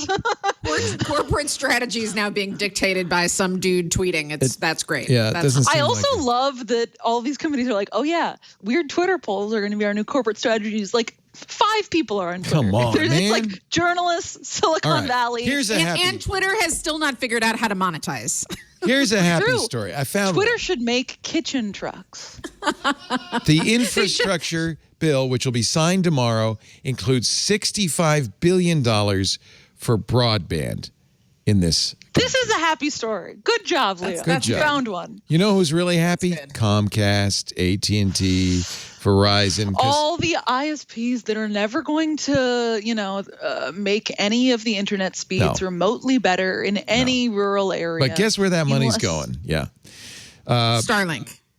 No. No, I think you're right. I think Starlink might get some. 1 week. The biggest portion, $42.45 billion for a broadband equity access and deployment program, would give subsidies to ISPs that build in underserved areas. Now, we've seen this happen before. These companies make big promises. They say, yes, we're going to build out Arkansas. And they take the money and then nothing. And they're like, well, we wouldn't want to put down new wires ourselves. That would cost money. Yes. It's not as if we had money to spend on that. Our executives are getting a lot of this. 14. What about their children? How are they going to have millions of dollars to inherit? Think of the children. Think of the children. Think of the children. Another $14.2 billion does go to a affordable connectivity fund. It was $50 per people living more than two. By the way, how poor do you have to be to live 200% under the poverty line? But for people living 200% of the poverty line, they were getting a $50 subsidy because kids are going to school now. this is how you stay up on current events. Internet is increasingly something everybody needs. It's a basic need. So $50. It is a basic need even for adults to be able to find jobs. So that emergency broadband benefits program is running out. That $50 is going away. So now, thanks to the infrastructure bill, we're going to give them $30. So, find the 20 somewhere, even if you're 200% under the poverty line. $2 billion for broadband grants and loans distributed by the Department of Agriculture. $2 billion for tribal broadband connectivity. $1 billion for middle mile network grants. All I can see is the CEOs of AT&T, Verizon, and Comcast going, excellent. $600 million for private activity bonds. I hope some of this goes to doing what we really do need to do, which is make sure that internet access is available and affordable all over the country. I think that's... And I hope so too, the internet access that is available and affordable is decent. It's really criminal the amount... how often, ISPs get significant public resources to expand broadband access, and then the service they end up providing is barely enough for someone to, use a browser, much less log into a Zoom meeting. Yeah. The ISPs need to adopt a new mental model. It is, we do a lot of work in telecommunications, and the most frustrating meetings I have by far are with ISPs who just, they're currently set up so that they're driven quarter by quarter, and that prevents them from fundamentally altering what they're doing from it. There are other ways for them to make money besides squeezing consumers. And my concern with this new source of money is that it doesn't incent them to evolve. It should have. So we'll see. We will let Amy Webb have the final thought. Because oh my God, please don't do that. You want to end on a happy note. I gave up on that a long time ago. We're in a dystopia. Happy birthday, Ryan. Congratulations. Happy birthday, Ryan. Happy birthday. Life is hell. I just think both of you are the greatest. I'm so glad I could just have some time with you. Thank you for spending your evening with us. Paris Martineau is at The Information, where she covers Amazon, but I think everything Paris writes is a must-read. It's so great to have you on. I appreciate it. And man, lovely to be here. Your new place is so cute. I just love it. Thank you. I'm really obsessed with interior design. It's been very fun. Beautiful. Now I have you can't really see. I have a mirror ball covered mannequin butt, which I think is really important to understanding my ethos. I liked it until then. What the hell? Listen, I think it explains itself clearly. Did you make it or did you buy it? I did. A vintage seller that I know was selling a newspaper covered mannequin butt during the depths of quarantine. I purchased it, painted it blue, and then covered it in mannequin tiles. So it's both. So it's both. How did you do that? There's so many of them. So many what? Mannequin butts? No, the disco. We're gonna pieces. get a close up of the disco. Oh my God, the butt is naked. That's a lot of work. That's disco chaps you made there. Yes, I did. Holy cow. That's pretty awesome. Now you are also wearing blue pants. Is there a connection? She likes blue. I think you like blue. You gotta represent. There's blue, a lot of blue in that house. Yeah. Paris. Can I put in a plug for Paris beyond the blue mannequin butt? Yes. Disco globe thing? Yes. Her coverage of Amazon is badass. It's really, really good. I never got to meet you in person, and I'm so excited that I got to meet you. Tell Jessica it's the only reason I give her $400 a year. I will. I'm also a paid subscriber, and it's good stuff. I actually love the information. We didn't get to talk about Sam Lessin investing in people instead of companies. Honestly, it's a very interesting article and a very interesting ethos. So yeah. Maybe next week we'll talk about it. Thank you, Paris, for being here. I really appreciate it. Anything you want to plug? Do you do a podcast or anything? No. Follow me on Twitter. One thing I want to plug: buy a printer, everybody. I bought a printer this summer. Really a great boy, is that retro? I've been printing a lot of things. Why would one want a printer? Sometimes you just want to you're looking over your article before it goes out, and you want to stop staring at your bad screen and instead look at something printed. It's very nice. Did you buy some blue pencils too? Go. I have a blue pen. Yeah, even better. I think you bought a subscription to printer cartridges now that you've got a printer. I basically did buy a subscription to printer cartridges. Yeah, that is the unfortunate Welcome part. to the printer life. It's very nice. I think you should need to make it play music. Make your printer play. Honestly, if I get more tech savvy, I will make it play. I think you need to cover it with mirror ball disco glitter. And at the front of it, I would, trike. but the one bad thing when you cover something in mirror ball little things is you will be finding them around your house for the rest of time. It's like glitter. It never goes away. Yeah. They are everywhere. Yeah, Sometimes I'll find one on my cat, and I'm like, how? I think a mirror ball covered cat might be interesting too. It's true. Amy Webb, you're the best. Congratulations on finishing the book. I can't wait to get my copy. I've already pre-ordered it. Everybody should do the same. This is all about the biotech revolution that is imminent. That is about to bite us in the butt. The Genesis machine, our quest to rewrite life in the age of synthetic biology. Just in time for Valentine's Day. It is. It can actually, you can grow your own new butt. And then if you're really into that kind of thing, you could bite it and eat it. Bite it and eat it. I think I might need a new butt because I am suffering from male pattern ass loss. So, oh my God. I just found some glitter from your mannequin butt. What am I going to do? It is not only it's spreading, it's here too. It truly is everywhere. It's everywhere. I found it I went to Portugal briefly. I somehow ended up in the hotel room at Portugal. It will follow me to the end of time. Oh my God. Amy, good luck. What are you going to do next? Where are you going next? Your life, you're such a jet setter. What am I doing next? I'm going to eat dinner. My husband made chicken tikka masala. Oh, I love it. That's my plan. I don't know. My class at NYU has started back up. Oh, exciting. At Stern, and it's in person for the first time in, I guess, 2 years. So really exciting. So, I'm there with my team every week, but I don't know. I'm getting ready for South by Southwest. It's going to be in person, and it's going to be... Oh, that's huge. It's going to be awesome. It's the 15th anniversary of our Tech Trend report, so we're going to do something kind of amazing while we're there. But it's going to be, it's going to be in person. It'll be great. March 2022. March. Yep. Register Austin, now. Texas. We'll see you there. You know what? I would love to go down. I love South by. It's going to be good. It's a great team, and they've weathered a pretty horrific storm. They must have suffered badly last 2 years. They really have, and they're the community is everything, and I've been a part of it for, I guess, almost 20 years. There's a picture of me crowd surfing at the Stubbs barbecue. So. That's one of the things I did at South by. Amy Webb. Swing by and say hi to Elon. Will he be there? I hope not. Elon's everywhere. He's everywhere. Always. Yeah. He's in our hearts. Mm-hmm. He's in our mannequin butts. It's true. You got Elon in my mannequin butt.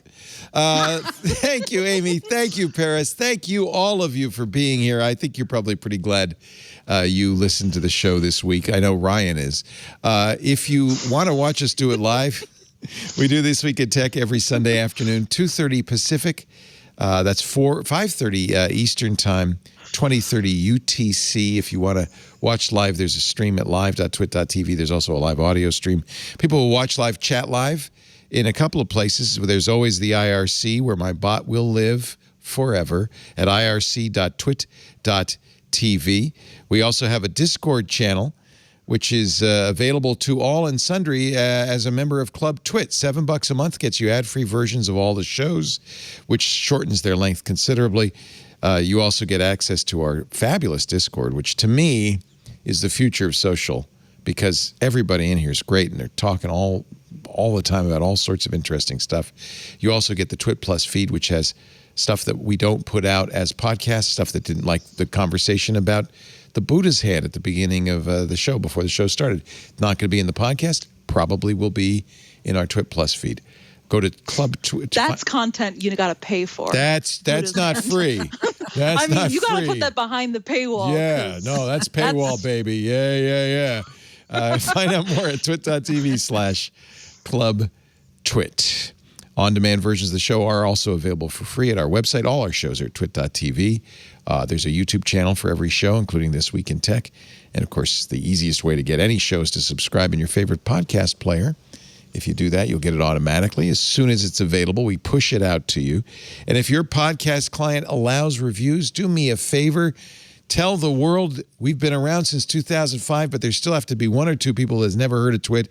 5-star review would make a big difference there. Thank you in advance. I'm Leo Laporte. We'll see you next time. Another Twit is in the can, or the glitter-covered mannequin butt, as it were.